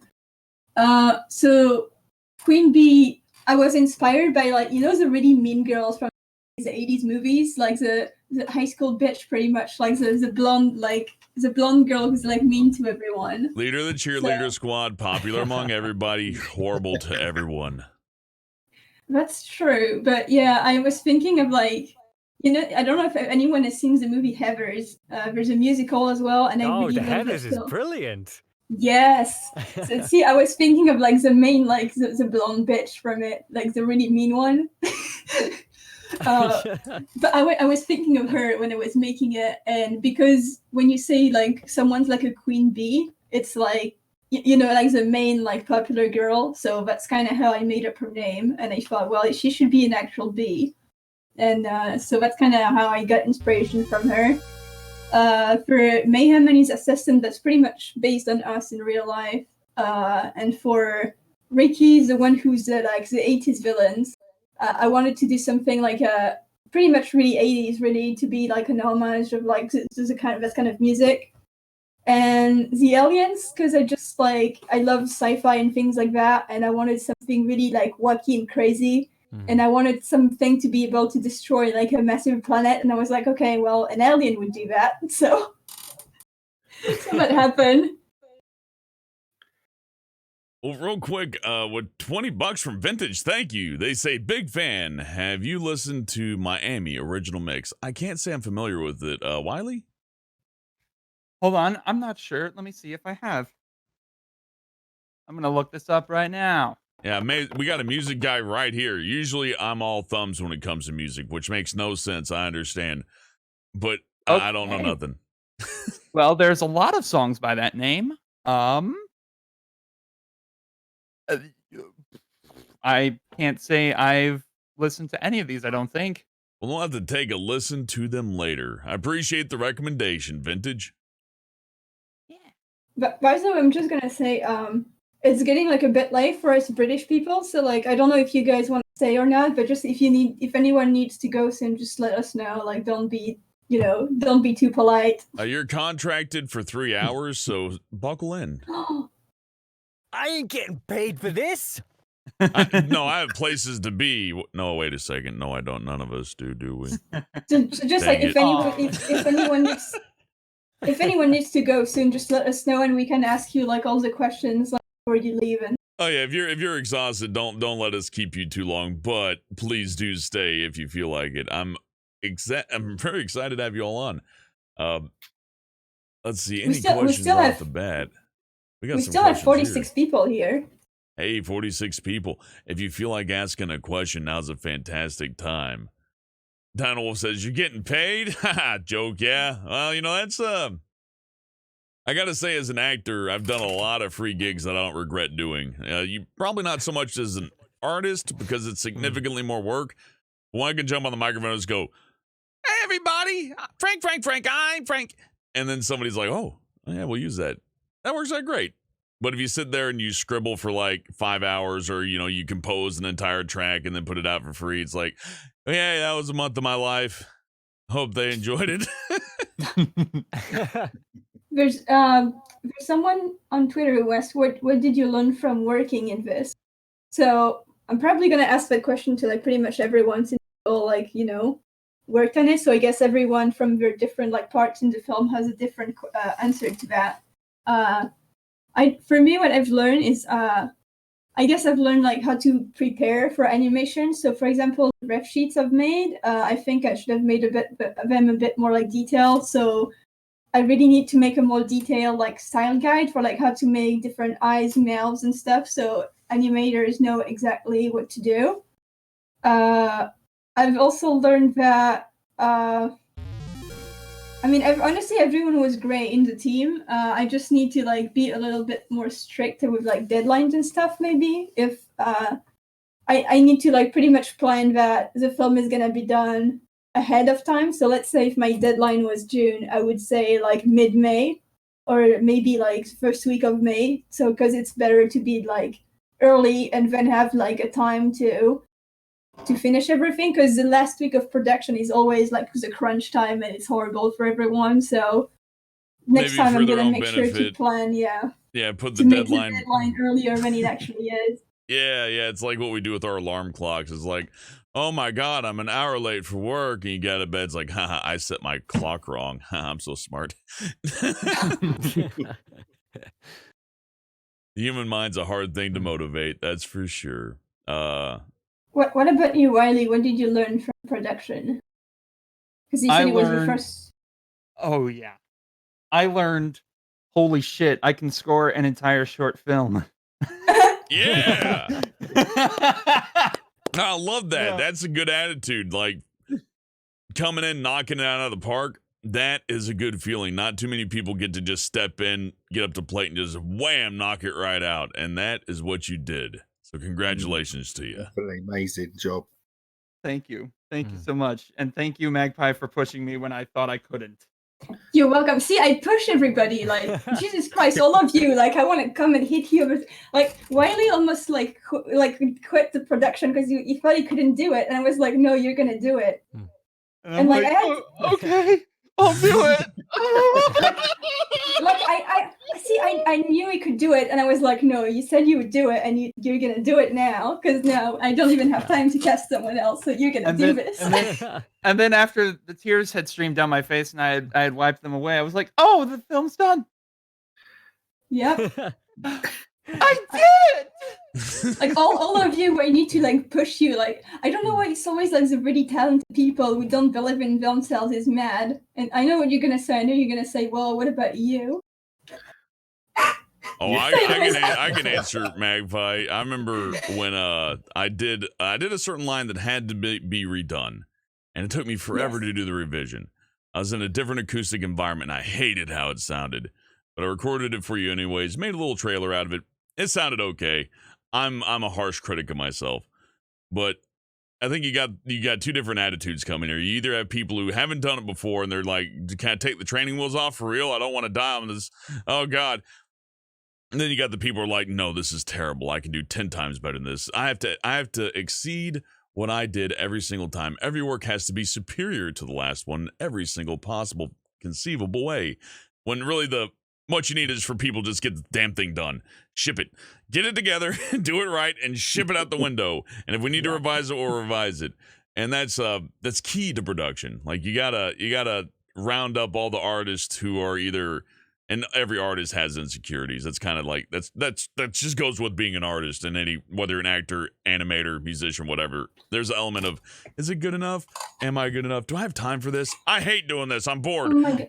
All these emotions. You have no idea, like, how many people in the team, I'm not going to say names, but you have no idea how many people in the team came to me like, oh my God, I can't do this. I think I'm the worst animator on the team. And like, I think my work sucks. I can't do this. Like, honestly, there's like, and also the ones who said that to me were like the best ones. And I'm like, what is wrong with you? Like, I don't know why. I swear, it's always the ones who do good who think like that. It drives me mad. It's striving for perfection. You got to find some kind of means to move forward on your own. Because if there's not an audience to see it and there's nobody else looking and it's just the person making it on their own and they don't know if anybody's going to see it at the end of the day, they have to motivate themselves to do it. Sometimes even money's not enough. Like you could offer somebody a mansion, $500 million and be like, now I just need you to read this one sentence. And they'd be like, but it's not my best. Oh God. Yeah. But the acoustics, Magpie, the acoustics. Oh God. You too. You kept telling me, oh, but I don't think it's gonna sound good and stuff. Send it to me. But it sounds better now. No echo. I fixed it. It only cost me $800 in foam. Oof. But don't worry, I'm sane. Someone asked, how long did this process take once the idea and people were in place? So I had the idea, I think mid-November. So mid-November I started doing all the production stuff. I wrote the script really, really fast actually in a day or two. Then I started doing concept arts and characters and things like that. And pretty much in December, that's when the animatic started to get made. So it went pretty fast really. Well, about 5 months, yeah. That is an impressive time frame to work in animation. It takes quite a while to do. You can't just magic up animation. Again, a lot of passion goes into it. You can do a really quick stick figure type thing, but there's limited success to that. Not everybody gets to be South Park at the end of the day.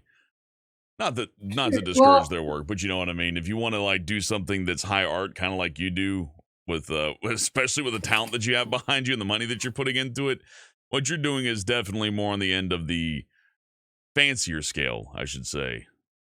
Why, thank you. Oh, thanks.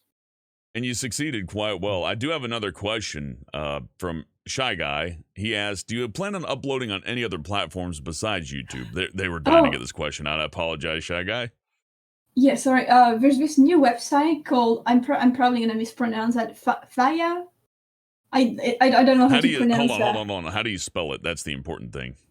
Let me see. It's FIWAH.TV. Oh, geez. Yeah, see, I don't know how to say it. Faya? I don't know. Well, I hope they're successful because I'm never going to find that website. Someone typed it in the chat. Well, yeah, that. I can't even spell villains. It's a really new website. And people can tip animators on it. So if I upload the project, people can post tips and stuff if they really like the project. So it's more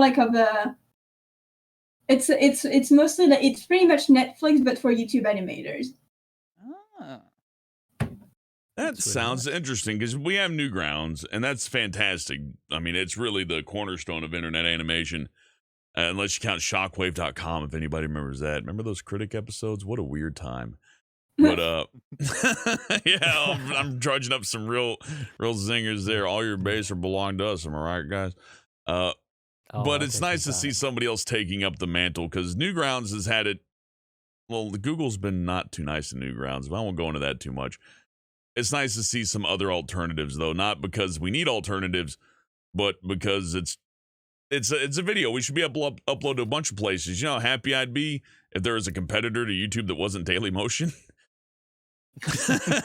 I'd be elated. So I'm interested in that, and we'll in the future get that linked as well. Assuming YouTube doesn't like have some rule against linking to some other website that hosts videos, we'll find out how that works. Love all the rules and conditions. Oh God, I brought back some memories from people on shockwave.com. The future of the internet is now, and you get like 1,000 pop-up ads from people making little simple flash files. Those are the good days. But I gotta say thank you to Vintage. It says with $5, when drones become super cheap, hand-free umbrellas are gonna be the shit. Well, Vintage, a character in this Villains Mayhem pilot, actually is a big fan of drones. I thought the presidential assassination scene was really nice. I didn't expect it to go so far. I like the build up there. Like, I didn't expect her to take out the president. You know what I mean? I think it's the escalation. Yeah, see, I had to be like careful with that because I didn't want a specific president because I didn't want to piss off people. So I just like made a random dude looking president, and it's just, you know. Normally I'd say push it and make people angry, but I think you took a much better route. And thank you, Magpie, for linking Faya there. That's You're a good welcome. Idea. That for a second there, I forgot that you were Magpie. I see the Kina thing there. I'm like, thanks, Magpie. Anyways, so back to Magpie. But yeah, it's interesting to see the escalation done so well. It's not there's build up, but it's not excessive, and it's not just out of nowhere. I've seen some cartoons that hit you way too fast to where it's like, what happened? But this has a nice and simple premise that's executed through the characters. And as Paul put it, he grew up, with inspirations from Skeletor and Cobra Commander and the Penguin, obviously. And character-oriented comedy is a classic staple in animation. You can look at Tom and Jerry, Bugs Bunny, the whole Looney Tunes cast, Mickey Mouse and all that. But, and of course, all the cartoons Paul mentioned. Character-driven comedy goes so much better than scripted stuff when it comes to animation, because Magpie has all these tools for physical comedy to use. These actors are allowed to go completely off the rails. And as far as designs go, nothing's too crazy. And I love that. And it all comes together very wonderfully in Mayhem. Thank you. You get Paul to thank for the art style, so. That's true. We based it off your art style. Yeah, so you did. Yeah. Thank you for that. Yeah. You're very welcome. You're the director now, so I work for you now. You're the boss. Oh my goodness. So much pressure then. Well, I love this style. I've gone over the hand-painted backgrounds before, but even looking at it in a tiny window, it's very obvious that these are actually painted backgrounds. I don't know if it's that digital hasn't caught up yet, or if it's just so hard to do in digital, it's like, why not whip out the paints? But it fits beautifully. Thank you. Well, I had two reasons for that, because the first is because I wanted to make it like an old 80s cartoons, because I knew that Paul grew up with the 80s cartoons, and I wanted to make like the film pretty much everything he would like. So I thought, if I'm gonna do this, like, if I want to make it really like the 80s cartoons, I have to hand paint everything to give it like really that feel. And I thought I wanted to give him like some of the original paintings as well, to have like something to keep for production. Thank you. Like some of them backgrounds, they're like art pieces themselves. They're amazing. Oh, thank you. No, I love them. Nice enough to mail me a few. They're going to be going right up on the wall. I'm very happy for that. That is fantastic. I don't have any art to hang up. I got a YouTube play button and a few things here and there, but frankly, I could wipe my ass with that YouTube play button. But the paintings, now it looks like I got something nice up there. Yeah, thank you so much for buying one of my paintings, by the way. Oh, I couldn't resist. That's too cool. Really, you don't get to buy actual art from productions anymore. It's all digital, so you'll see people on the internet who collect cells from cartoons and all that. And I really wish I had Tails from Sonic the Hedgehog smoking a cigarette. I'd pay for that. So I'm like, here's an opportunity to buy some backgrounds. I'm taking it. I was trying to like sneak some things in the background. Like, I don't know if you noticed, Paul, but there's a a scene at the beginning where Queen Bee's talking to the crowd, and there's a crowd shot that's like with hand painted characters on it, and there's a penguin in it. A penguin in there? Because Yes! I thought that was monocle. I saw Yes! it. I was going to say to you, yeah. I thought, oh, that's the penguin in the audience. Oh my god! I was waiting for you to notice that, and there's also I did notice when I first saw it. I thought, oh, it's the penguin, but watching everything was amazing. So I just sort of got pushed to the back of my mind. But yeah, I kept meaning to say that to you. I thought, oh my god, the penguin's in the audience. That's amazing. I don't know if you noticed too, like on the candy store, I put all the, like a bunch of your favorite candies. Yeah, Hershey bars. Love Hershey bars. Yeah, I know. I knew I put like the Hershey bars, the Reese's cups, the strawberry, the cherry Twizzlers. Oh yes, cherry Twizzlers. Oh, making me hungry. Yes, I had still popcorn for breakfast. It's not mentioning food. And candy corn too. Oh yes, candy corn. Guys, I will have to pop off in a second, but before I do, I'll have a question for Paul. Yeah. Yeah. Well, I don't know if everybody listening knows this, but this animation is very much a story about sort of self-belief and what we can accomplish and sort of supporting each other. Because going back to that whole question about what did we take away from this, and for me, it was that we're all in a battle with our self-belief and what we want to achieve in life. So my question for you, Paul, is, as this experience, as watching this animation, has it changed your perspective about what you can do and what you want to accomplish? Absolutely. It's changed everything. Really? Since watching that, it's the way I look at everything is totally changed. I'm more confident in my drawing abilities. Like Magpie keeps telling me, sometimes I'm drawing, I'm thinking, no, it's not good enough. But she's saying it's your style. No one can draw like you can. And that's true when everyone does. No one can do what everyone else does. So what I've taken away is much more confidence, the way I look at things in my everyday life and everything. It's just, I believe really? Anything's possible now.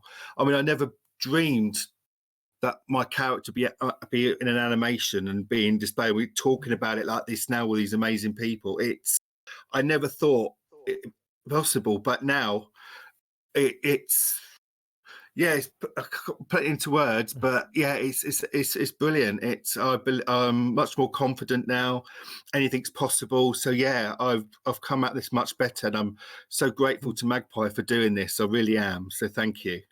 Oh, well, thank you for letting me use your character. It's lovely to see that everyone else is so passionate about these characters and my character and stuff. And people like it, and all these. Thank you everyone so much for watching, because it means so much to me. It really does. So thank you, Magpie. I don't think I can ever thank you enough. You already do, always. You sappy folks put a smile on my face. I hadn't actually just smiled behind the camera for a long time. Oh, but that's true. Like, honestly, like, that's exactly, like, I'm getting emotional because I'm so happy to hear say like why I made that and what I wanted, because I could see you had all that potential with your art and you weren't using it, and I was really trying hard to like make you see that, and I felt Go for it. Sorry. I'm about to say, do you remember when last year's Comic-Con when Ian the bloke who played the Emperor? Yeah. Ian McDermott was there, and I was trying to draw him a picture, and I was getting so frustrated because I wanted to do it in the style of the Clone Wars cartoon. I was getting so frustrated, and you just kept saying, "Do it in your style." He wants to see it in your style. And I couldn't see it then, but now it's totally changed my perception of things. Definitely. So I've learned a big lesson from this. Anything's possible. Yeah. No. See, I had to insist a lot. Yes. I don't know. I really wanted to I don't know. I felt like I had to do this to just make you see that, because I tried so hard. Like, even when I did that. I don't know if you remember the little book I did for you where I had people write handwritten notes about why they liked his art style and do arts, and I put everything into a book and stuff. I think that was the Uh, moment I started believing in myself, was when you did that, seeing people, all them lovely comments people wrote down about my artwork. That really gave me Oh, real that's so confidence. sweet. So I would screen every time his art. I would screenshot it and save it and then stuff, and I would compile everything. And every time someone would say something, I would instantly send it. I was like, "Oh my god, look, that person said that. Look, see, it's not just me seeing it." yeah, I know, yeah. But No, I'm so glad I did that film. Like, it was so much work, but it was worth it because that's exactly what I did it for. I wanted you to just see that the same way I did. Oh, absolutely brilliant. I want to thank Wiley and Kieran again for their brilliant talents in this. And I see you've, it's especially Kieran, you seem to like my character, as much as I do. And it's so nice to hear that. I'm a very immersion-based actor. I kind of have to go Daniel Day-Lewis on something and find something to connect with. So it's a dude, deep dive same. for me. No, I think that's the awesome. synergy between Kieran and Paul is very interesting because I've never worked with somebody whose character I've played. You know what I mean? So you got kind of this meta thing going here to where you're playing someone's character in an animation, not like on stage or anything like that. I find that to be Yeah. very fun. It really is, and to me, I view it as it's kind of a responsibility. It's kind of like being handed a baby. Don't drop it. Treat it with care. I like know. that. I like that a whole lot. I didn't think about that aspect of it too deeply until now, but the more you both talk about it, the more I see, yeah, you're doing something very I don't really have words for that. That is unique. Abstract, maybe. Honestly, Like abstract. all the mediums we're working in right now, and interesting enough, with this animation coming out, all of this stuff we're doing, the people we're talking to, the mediums we're publishing to, it didn't exist 10 years ago. So this is all brave new waters. Yeah, So we get it to is weird. experiment with it. And again, you're seeing folks who said, "Oh, never in a million years would I ever do anything like that. That's not going to happen." And they turn out to be the best possible people for the job. So if you're sitting there thinking like, "I can't do animation, I'm lazy, or I can't act because I don't like my voice," you know what? Suck it up and give it a try. Just do it. Just do the thing. Exactly. You're gonna be Yeah, the best go for director I've ever seen. Precisely. And niche sells. If you have something that you think is really esoteric and nobody's going to understand, it's probably going to do better because it's so unique and niche. Yeah. Plus, nobody Yeah. ever did anything worthwhile that wasn't risky, anyways. And isn't the risk just part of the joy? Boom. There we go. I think I saw this, I think it was a David Bowie clip. He was talking about, when you find yourself in I would do the British accent, but I don't want to be rude. When you And find yourself. but no, he said, if you find yourself in a position where, you feel just a little bit out of your depth, it's a little bit more than you can chew, not too much, but just enough, that's when magical things really start to happen. Something like that. Mm. I like Yeah. that. I like that a whole lot. Yeah. Most art, well, I can compare it to comics. Most of your favorite comics are horribly depressed people. You'd think, oh, but they're so funny. Aren't they happy all the time? No. their comedy comes from a work of life. Same deal with animation and everything else, acting, you name it. It comes from experience, not all of them positive. In fact, most life experiences they are quite negative because we all got to go to work every day. We don't like it. If we don't go to work because we feel happy about it, we go to work because we got to put food on the table, baby. So Yes. when it comes to I was- acting and you're allowed to enjoy it, and sorry to interrupt, Magpie, but when you're, and you know what? No, please do interrupt. I think I made my point. Work hard. Do it. I don't know, I was so nervous for the film, but because I didn't really treat it as just a film, because exactly what you guys were saying earlier, I was seeing that as if I can give Paul the chance to be a director and do what he's always wanted to do, I have to get this right, and that's why I was so stressed about it. So I just I don't know, I really saw it as not a film. I saw it as the one thing that could really help, and so that was really important for me to see it do well. And there is the second thing. If believing in yourself is the first lesson anybody takes from this podcast, let the second be surround yourself with people who believe in you and will get you where you're going. Mm-hmm. Yeah, that goes. I second that. That goes a long way. definitely. And don't And don't cut be don't those feel too bad naysayers if out. somebody who believes in you pushes you very hard, because that doesn't mean they Oh, hate no. you. You might feel like it means they hate you, but the reality is it just means that they're working hard too, and everybody needs to work hard. And in the end, once you finish a project, like let's say you're doing a project and you feel like someone's pushing you really hard, nothing too bad, you know. Don't let somebody beat you with a sack of oranges. I'm not saying that. But let's say they're like, turn it in, finish. Wait till it's done. Save your barbs. Take that negative energy, put it into your work energetically and in a positive way, hopefully, and finish the project and see how you feel then. Don't live in the moment. Live for the moment in the future, the one that you're trying to get. What's going on right now is labor. What's going on in the future is the result. And at the end of it, you'll feel like Magpie, wanting to do more. It's true. It's so true. Useful Everything you lessons. just said. Yeah. And Boy, surround yourself with successful people, because that will push you further, and you'll be like, "Oh, these people are successful. I want to be like them." It'll make you push Yeah, 'cause- yourself harder.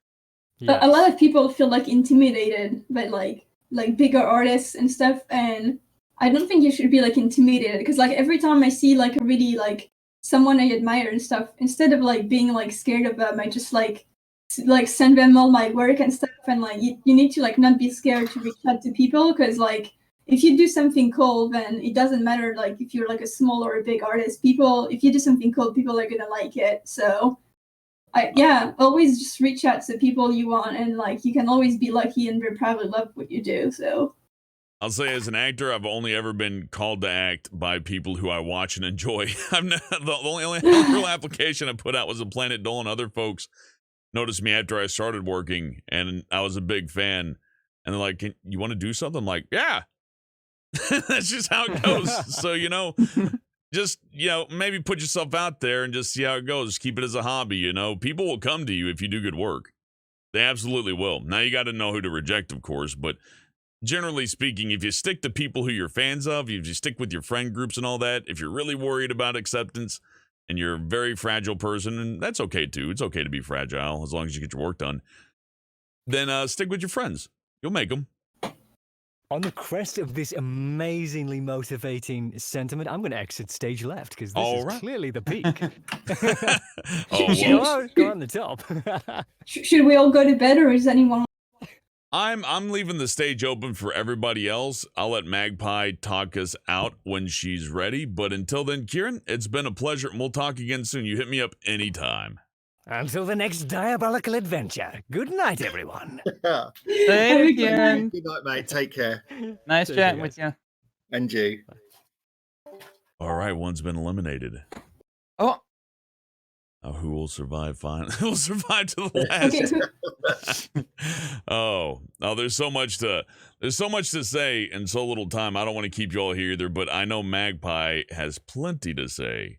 So I'm sorry, chat, by the way, if I didn't get to everybody's questions. It's just, look, there's a lot of passionate folks here, and you got to understand they have so much to say in so little time. I'm sure Kieran could have gone on for another hour. Or wait, is he? Yeah, wait, I'm getting confused. That's all I'm on the members list. I'm like, what are you doing here? Go away. I'm sure we could talk for hours about our own personal artistic drives and what pushed us forward. I found Paul's to be the most interesting, since he's got a very unique entry point into animation, and I was very happy to go over it, especially your inspirations when it comes to cosplaying and all the other forms of art that you do, because cosplay is art. This is all art. Oh, definitely. Yeah. Some of the people's cosplays were amazing. I love seeing the effort people put into their cosplays and everything. And it's just brilliant to see, and to meet people and hear all about them and stuff. It's just amazing. yeah, I have to- actually, oh no, since please we're go on the ahead. topic of cosplay, we do want to do a cosplay of like Mayhem and he's here. Oh, yes. Oh. Definitely. We've already started to gather his materials for. I'd like to see that, because when I first saw Paul in cosplay, I'm like, this is the fanciest looking penguin ever. They put him in a movie? Oh, wow. Thank you. Every time, I swear that's true. Every time, like I show some people like our cosplay pictures, like they think like you're like you're like a cosplay model and stuff. Oh, wow. Thank you. You're very welcome. Such a fun crossover. I love that so much. I wish I had I more think- insight, but oh no, please go ahead, Paul. Sorry. I was thinking about cosplay. I think if you've got a passion for the character you're playing, then it really shows. It really comes through. And when you're, when you're wearing this, it's not just a costume. It's you're evolving. You're becoming that character, and it shows. And it really shows with these people you meet that they love these characters they're playing, and some of them you don't know who they're playing, but you can see their amazing costumes.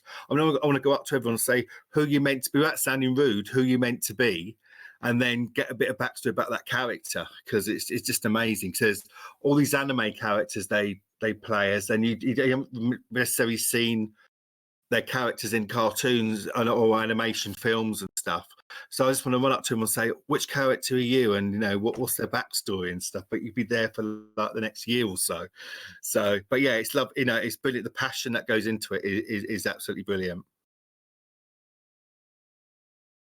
Well, I like that a whole lot because, well, cosplay isn't considered it's not something you can really push on the internet to. Or like you said, you go to the convention, you meet people, you play the character. It's basically a public performance.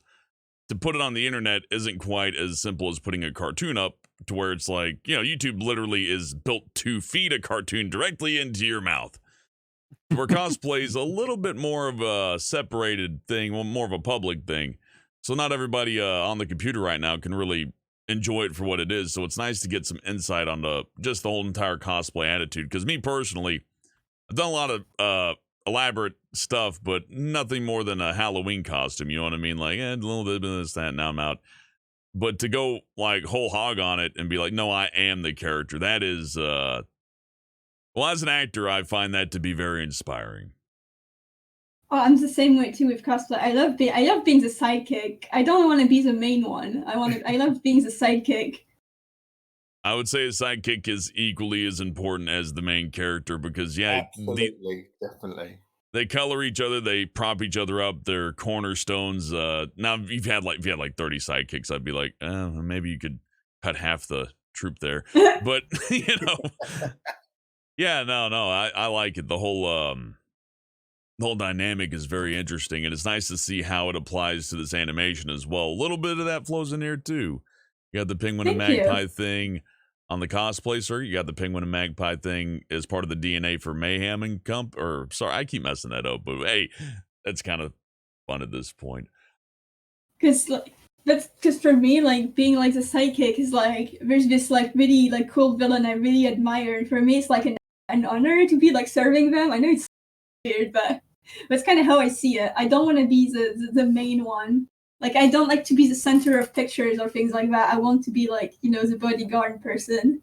And that stuff's vital because without anybody to like prop the stage up and help out with the character and be there, then it's just a one-person show and just some dude standing there. That's really hard to do. Or oh geez, I've been there before. It's rough. That's half this channel is me just sitting here at a video game going, shoot him in the face, dude. Moving on. It's hard to keep charisma up. So having somebody in your, in the background, go get him. I'm like, yeah, get the energy rolling. Need it. So there's a lot of merit to being the sidekick or being the person in the background or the extra.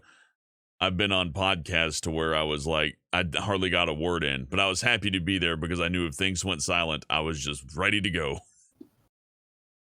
It's funny because even if I like being the sidekick, I love being like the team director. Like I love to have like to manage everybody in a way. I just love this aspect of it. I love like organization and keeping all the files like in specific folders and keeping track of everybody's work and stuff. I don't know why. I just like because you're like really seeing it come together. You're like putting your vision into something and like seeing it come to life in a way. And I'm really like interested to see how it's gonna be now that I'm the co-director. I don't have the title of director anymore now. We can share it. We can share. I don't mind sharing that. You're the director, though, and I'm your co-director now. All right then. I'll say one thing. Everything you did to get Villains and Co., Mayhem and Co., I'm going to keep messing that up. I'm so sorry. But everything you did to get the animation running is like peak sidekick. Like all the heaviest lifting. Boom. Oh, thank you. Especially at Comic-Con, she carries all my purchases around. Oh my god. Okay, there's that scene in the There's that scene in the end credits where Mayhem is like walking, and then my character comes in with this pile of trophies in her hand, and she's like really struggling to walk. And this is like inspired by that because Oh yeah, definitely. I will like I won't let him carry any of his bags at Comic-Con. I will like if he buys something, I'm gonna snatch it away before he grabs it. And I'm gonna be like, no, I'm carrying it. You enjoy your Comic-Con. And I'm gonna be like, and at lunchtime I'm gonna be like dropping all the bags. I'm gonna say, you stay sit there, and I'm gonna get the food, and I'm gonna get the drinks and stuff. And I'm always like I love that. With Old Planet Dolan, in my experience with that, they've hired us all based off our voices, right? The characters are designed secondary to the actor. And the reason why that works so well is because you didn't have to really act. You're just being yourself. And that's in the cartoon a lot. Now, when I viewed it as a viewer, I saw that as backstory, right? There's like this elaborate backstory. But in a way, it is kind of merged with your relationship as people. You know what I mean? And it's just a very, very nice combination of events. So you get to take your real life dynamic, put it in the cartoon, and viewers can see it as what's with this backstory. And there is a backstory, both in the cartoon and in real life. And it's got this weird little meta thing going to it that I very much enjoy. That's true. It's funny how we really are like we do have like our do. I like that. That's unique. Yeah. And again, that's something very unique to an independent production. You won't see that. The only time I've seen that in professional productions has been in creepy ways that I won't mention.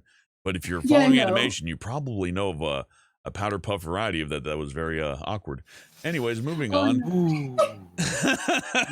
Let's not bring that up. I'm sorry. Oh, I had something just to relate to that. Something that was very special for me regarding this production was not only did I get to play one of the characters, Ricky, I also got to sing as him in universe and like as the end credits theme out of universe. So awesome. Yeah, being able to like have that like musical inclination in that character. So like he means a lot to me in that regard. So thank you for letting me play him. Well, the passion comes through, and you can always tell when an actor or especially a singer loves their character when they're really like belting out. And you did fantastic. Thank you. Of course, anybody can just say fantastic, excellent, fantastic. But I mean it, and I mean it because I said I mean it. Of course. 10 out of 10. I wouldn't doubt it for a minute. Empty pleasantries, no. No, I'm kidding. You know what? Anybody who gets offended at empty pleasantry, though, it's like, come on, man. People trying to be nice to you. I think that's one of the issues I had as an artist. I was like, thank you, I appreciate it, thank you. Then I got over it after about 6 months. I'm like, wait a second, I'm being a jerk. Just because they just get over yourself, jackass. A little bit of success, and now you're like this. Get back down to earth, fella.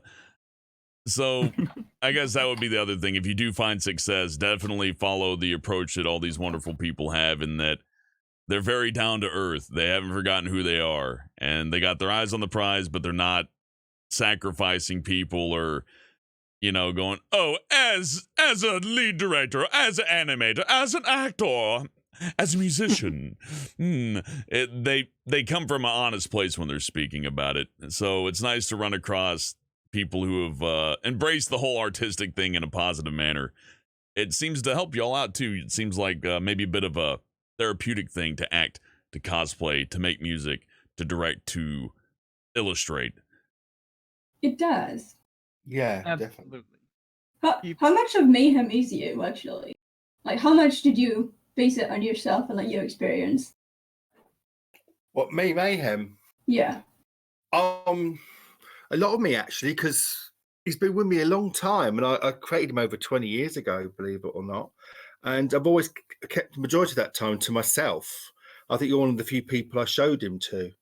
Aww. And but yeah, a lot of me's in it. I mean, he's like a big kid. That's what I am,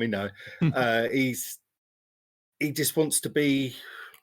Yeah, a lot of me's in him, yeah. So I would say he's a big kid. He's got a very short temper. He likes a tantrum, as I do. So, yeah, a lot of me's in him. Apart from the killing most people in the room. Not done that. Not yet. Oh my god. Hey, you know, don't let your dreams be dreams, though. Oh god. Yes, if you want to kill me, go ahead. Oh, I can't do that, mate. Plenty Can of do that. willing people. Hey, you know what? Euthanasia's back in style. We're bringing it back Oh my god. with a Should death we- ray. Should we tell people about what we have in store for Ricky, or should we keep that secret? Ooh. What do you think? I would. You know what? Well, you can't keep a secret from the audience and then go no. Well, you're the director now, so just say as much as you want to say. Let's say you haven't seen the last of Ricky. Let's just say that for the moment. Oh, That you haven't is- seen the last of me. Yeah, exactly. Brilliant. I'll be back to kill in style. Oh my god, that's amazing! I can listen to that all day. Yeah. So yeah, you've not seen the last of him. He's such an awesome character, you know. And as in all the comics and cartoons, you can't keep a good supervillain down. No matter how many times you blow them up or throw them off cliffs, they always They're find a always- way to show back after a couple of months, don't they? Exactly. Yeah. So look at everyone. You've not seen the last of him. You can just like throw a thermonuclear bomb at the Joker and he'll be back in a week. It'll be like, oh, Oh, I hid yeah. under a trash can. on that subject, what about Karza? Because I love him too. Should I say? Actually, no. That say in public. I'll tell you in private. All right, Okay. well, see, there's secrets to be told. So Oh, Yeah, that one is too spoilery. if you're interested in Villains Mayhem, if you're interested in this, you need to check out their comics. You need to check out their Patreon. You need to check out all of their fun stuff because you'll be missing out otherwise. Am I allowed to link the Patreon in the chat? Or Go for it. I'm not sponsoring it. I have no control over what YouTube chat has about. So I oh, don't thank know. you. If somebody did that, I guess that would just be there, and you know, I can't even see chat, so it doesn't matter, does it? We're good.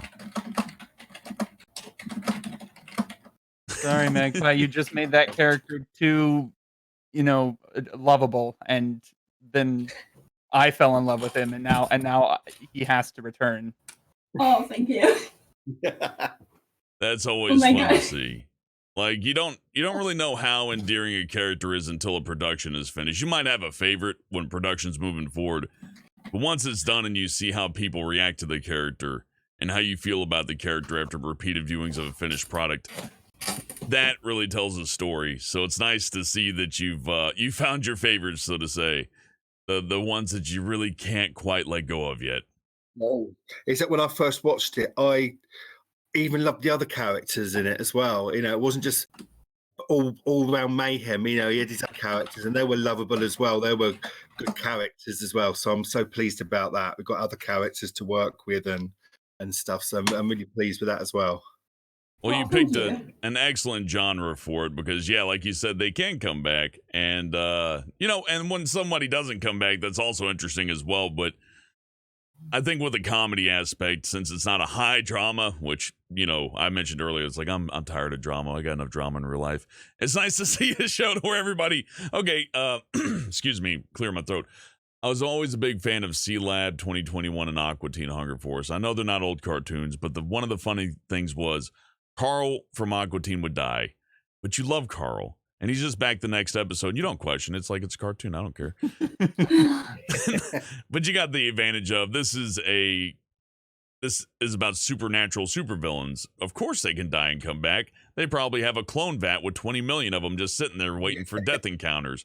They could have all sorts of magic, you call it. Or maybe they just happen to like survive the first layer of skin burnt over and turn into a crispy lead shield. Or maybe somebody's jacket had one too many rhinestones in it and it deflected the radiation. Who knows?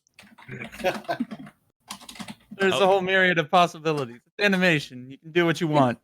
It's funny because I was always super against like bringing characters back to life, but in that context of Mayhem, it works because of the tone of the film. Because I was writing comics before, and my stuff was dark as shit. Honestly, I've had stuff in my comic that was like really, really dark, and now see Paul is like the good in my life. He's balancing it. He's I like remember- stopping me from. Magpie. I remember I mean- reading I mean- Kina and being like, really? Damn, that's harsh. But Oh, I that's loved it. funny. No, what you've seen isn't even the worst of it. Like there's some really, really bad stuff that we're supposed to happen in it. I can imagine. Like I got a taste from like, oh, yeah, she has a lot of negativity to let out in art.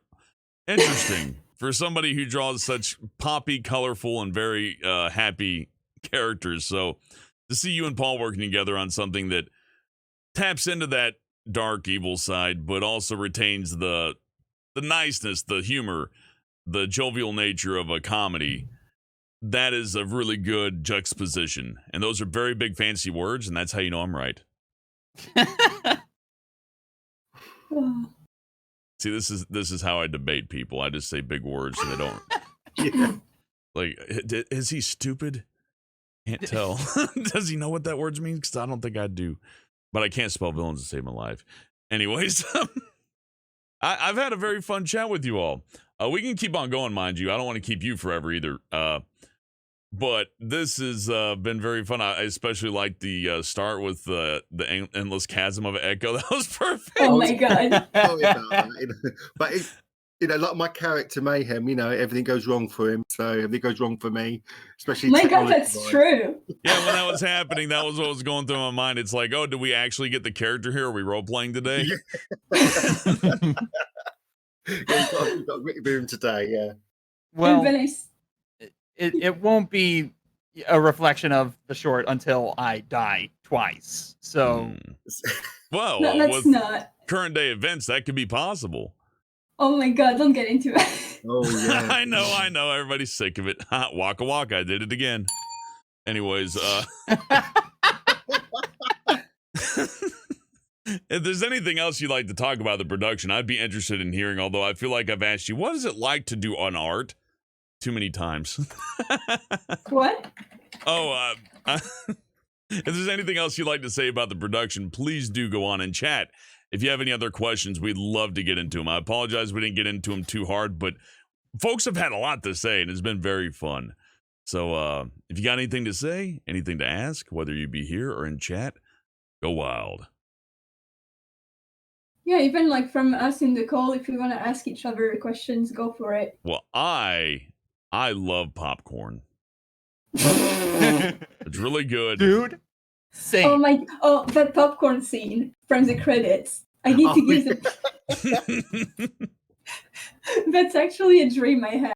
Like I don't know why I had this really weird dream, but I was with Mayhem and we were walking and we found this clothing machine. And he was like so impressed, and he was like, "Oh my god, I need to tell this really big villain that we've made a massive discovery." And he runs off to tell that other villain. And I don't know why. My first idea was like, "What if I clone popcorn?" And so I put the popcorn in the machine and I turn it on. And when Mayhem comes back, there's like popcorn coming out of all the pipes and stuff, and it completely breaks the machine. And so he's coming back with like this massive villain, and just like look at me like, "What the hell did you just do?" Oh, I love that scene. That's why I was eating popcorn here. I'm like, why am I feeling some familiarity? Oh my god, yeah. And so I told scene, and he made it. Really love it, and he kept telling me, "Oh, I'd love to see it animated." And I was like, "Okay, I need to put it in the credits now." And every time you would tell me like, "Oh, I'd love to see that animated. Can you animate it one day?" And I was just like, "Yeah, we'll see." Well, your wish is my command. Real quick, someone with $5. Sorry to interrupt.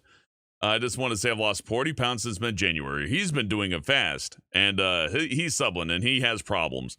I love subbing. I can't read his stuff, though. He keeps me on my toes. Oh, it's all in good fun, though. Thank you, Sublin, by the way. We'll be doing Resident Evil 5 later, so hope to see you there. Or 5-3, whichever. Resident Evil 9000. But, speaking of popcorn, one thing I would like to see, I never thought about it till that scene, but I would like to take a whole bunch of uncooked popcorn, put it in a dryer, and duct tape it shut and just turn it on and run away. You know what? That's something the character would do. Yeah, I don't know how that would play out. You'd either have like this huge like popcorn tube inside there that you couldn't get out, or it would blow the door open, or who knows. Oh my god. There was this comic I read years ago, Foxtrot, where like the character Jason, he actually had like a pot of popcorn, like he was cooking it on the stove, and he took the lid off and let the popcorn kernels fly out. And then at the end of it, he says, "It's fun to try and use the lid as a shield." Of course, the room was filled with popcorn. And I'm like, I want to try that one day, but I just know the cleanup would not be worth it. The cleanup. It'd be fun, wouldn't it? I love the double meanings that have been going on. There's a duality to Mayhem that has been going on throughout this entire thing, and it's kind of crunching my head. And we got the actor playing the character of the person who created it. We have Magpie and Paul's self-insertion through the characters in the cartoon. We have this popcorn discussion. I like it, and it's natural. And I think that's the best thing about this independent production, of most independent productions, but especially this one. Everything has a natural flow to it. Everything has a purpose behind it, but it's not like preordained or like this like Da Vinci Code like, oh, I've thought it out over billions of years. Just like this is us. This is real. That's fantastic. Yas. Yeah. Yes. I like Thing good. But I could go on, and I'm sure you guys could go on too, and feel free to go on. I just don't want to be Mr. I love it so much guy, because that gets it's not a compliment's nice to a point. I want to be that like that though. So There it is. It is very lovable. oh well, you guys have been nice. Honestly, nicest folks I've ever had on here. So I appreciate you very much for that. And Paul, it's been a pleasure meeting you as well. It's been a pleasure meeting you. Thank you so much. Yeah, we'll have to do this again sometime soon, because I'm having fun. If you guys find anything that you'd like to do, you let me know. And in addition to that, find anything that might be up your alley, I'll make sure to shoot you a favor or two too.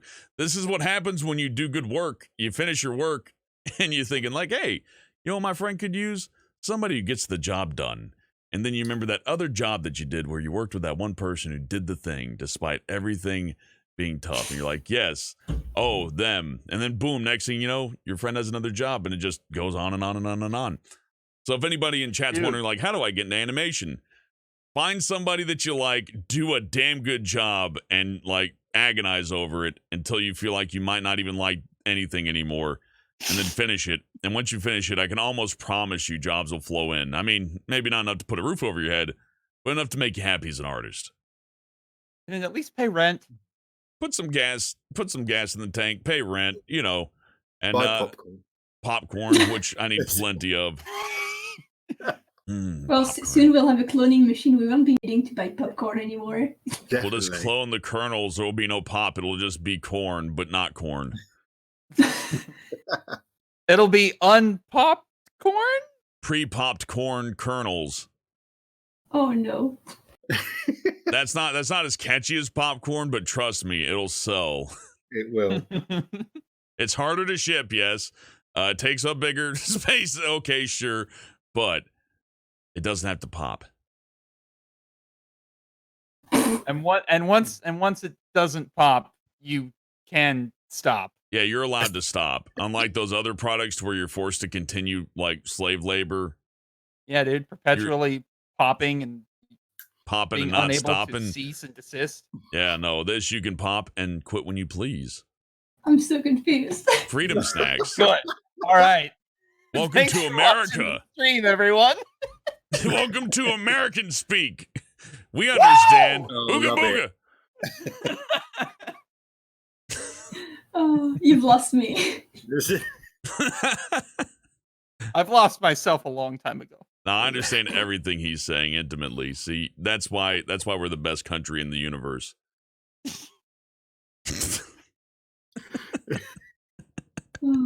Oh, anyways, I mean, again, it doesn't matter.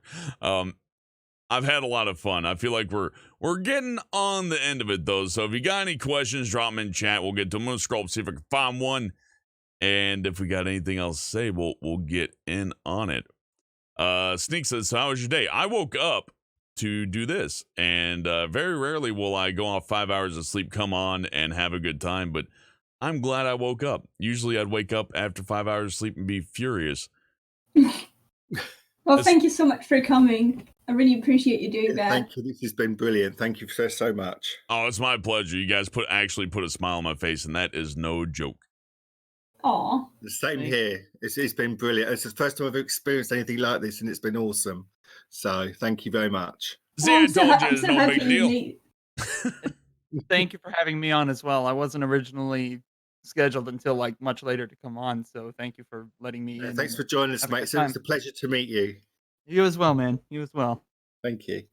All of you. Well, all right. Well, I guess with that, let's see here. Water Pearls asked for watching a video. Yeah, okay. I think we're out of questions. Yeah, I think we've pretty much like went over everything. Yeah. I also like totally stomped you earlier when you're trying to say something. I apologize. I can't even remember. It's fine. These things are fun though, and I really appreciate y'all dropping by. If this has been your first experience on some kind of live thing, now you know it ain't nothing to be scared of. It's just fun. No, it's just been brilliant. It's been fun. Just never say anything someone says in chat. That's basically the rule. There he goes. Anyways, let's moving on. I appreciate you all. Watch Mayhem. Seriously, give it a look. It's in the description. You can watch it right now for free.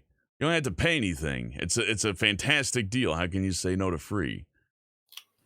Thank you so much. Yeah. We've just passed 10,000 views in less than a week. So pretty amazing. And I'm extremely happy to see that. So hopefully we can get it pumping a little bit further. If you can, make sure to share the cartoon around. Magpie and everybody working on this, they're little fellers. They ain't big guys. This isn't Disney we're talking about here. It's not even Adult Swim. It's not even it's hardly even Newgrounds, because this is literally just a person posting it on YouTube for the most part. It's just a sheer force of effort, and anything you can do to share is appreciated very much. Very talented team. They've done an awesome job. And you as well. Absolutely. And I'm looking forward to seeing more from both the comic form and the animated form. So you keep us posted with updates, and maybe we'll come back and do another one of these. You just let me know. Oh, definitely. Definitely. And do more live shows. If you liked what you did here, consider it. It's I find it to be cathartic anyways. It's nice to just get it out there. Get those thoughts off your mind in an area to where nobody can say, hey, shut up, you're being rude. It's like, it's my channel. Blow me. So, you know, freedom don't hurt. Don't hesitate to like talk to anybody from like the team or like Hellbent or like anyone really. We're here now. We're your team, so. Yeah. Collaboration is the lifeblood of freelance, at least when it comes to internet animation. So. We're all in this together. Had to. It was there. Brilliant. I had to sing Poker Face recently. Please don't make me sing. Oh, God. It's the worst. My voice is still dead from it. That's my job. Good, thank goodness. You stick with the music. I'll stick with whatever it is I actually do, which I really haven't figured out yet, but I'm having a lot of fun. So, yeah, Sublin is right. My this is my actual voice. I've been using a modulator the entire time, and what a twist! It's really hard to get popular online when you sound like this, okay? Oh my God. Every time I have you voice something for me, everybody recognizes you instantly. I got two voices, this and that other one. So it works out though. It's fun. Patrick Warburton has basically one voice, and that guy makes millions. So, oh yeah, there are tons of actors. Dana Snyder, the guy who does Master Shake. I don't care if I hear Master Shake in something else. I'm just glad it's Dana. I'm like, yeah, it's him. I love his voice. He's so fun. So yeah, the disassociation from reality is nice when it comes to actors. Or how about Gilbert Gottfried? He uses the same voice for just about everything. Oh, yeah. A friend of mine did impersonations of him for like 2 hours straight on a stream once. That had to be removed because we went too far with it. But my voice was hurting for 2 weeks. I don't see how he does it, but... I could imagine that getting very annoying. My voice sounds like cancer trying to crawl out of my throat. Oh my God. Thank you for supporting Villains Mayhem. Oh, Mr. Actover, he's got it better than I do, like right off the bat. Brilliant. That's not bad. Thank you very much, kind sir. You're What'll very it be for welcome. you? Oh, Boy, brilliant. I've never heard such a soothing voice from such a handsome young gentleman. Oh, he's such a Bob Neiman with $2 says, "Give me them cheeks." Oh my god. in that voice. Okay. Give them chicks. I think we've reached an ending point then. We'll come back later if there's some more updates for you folks. Or if we just feel like coming on and talking about cartoons, we may be back with some more. But I got to say, thank you all for dropping by. It's been a pleasure. Paul, Wiley, Magpie, Kieran. I'm so good with names, y'all. I'm just so friendly. If you got anything else you want to say before we tune out, let us know. Otherwise, we're going to sign out. Okay, I'm going to take that as a no. All right. Thank you. Thank you for watching. Thank you for chatting. And thank you. Thank you very much. Thank you for the tips, especially Cobol, Potato Whiskey, Vintage, Love Venom. John Vlecki, Green Chill, Sublin, and Bob Neiman. Thank you for supporting my little channel over here, my little side of the internet. One hand shakes the other. We all help each other out. I like that. That's just, it brings a smile to my big dumb face. So I appreciate y'all, every one of you, whether you're chatting, whether you're tipping, whether you're speaking with me right now, or whether you worked on Villains & Co. You're all fantastic. Love you. But that's going to be it for now. So I'm gonna let these folks get to their day. I'm going to go get an actual lunch and then come back and play a video game because that's basically what I do here. But it's nice to change the pace once in a while. Absolutely. Yay. Lovely. Thank you. All right, Thank all you right. so much. Well, you all have a fantastic evening. Thanks for dropping by, and we'll see you all again soon. And go watch Villains of Mayhem. Do it right now. You have no reason to not. The stream's ending. Go watch it. It's in the description. Do it. It's down below, like downwards. It's down. Look down, Boobs. down under. Go click it right now. Do it. There might be tits there. I hear might be free alcohol. I have no authority on that, but you should go check it Some out. Popcorn. Maybe even Oh some my God. popcorn. Also, Yeah, it's possible. Give me them cheeks and give me them breasts. Yeah, I also Oh heard there my might God. be some cheeks too. Everyone go watch Mayhem for more boobs and popcorn. Yay! Goodbye, everybody. Woo!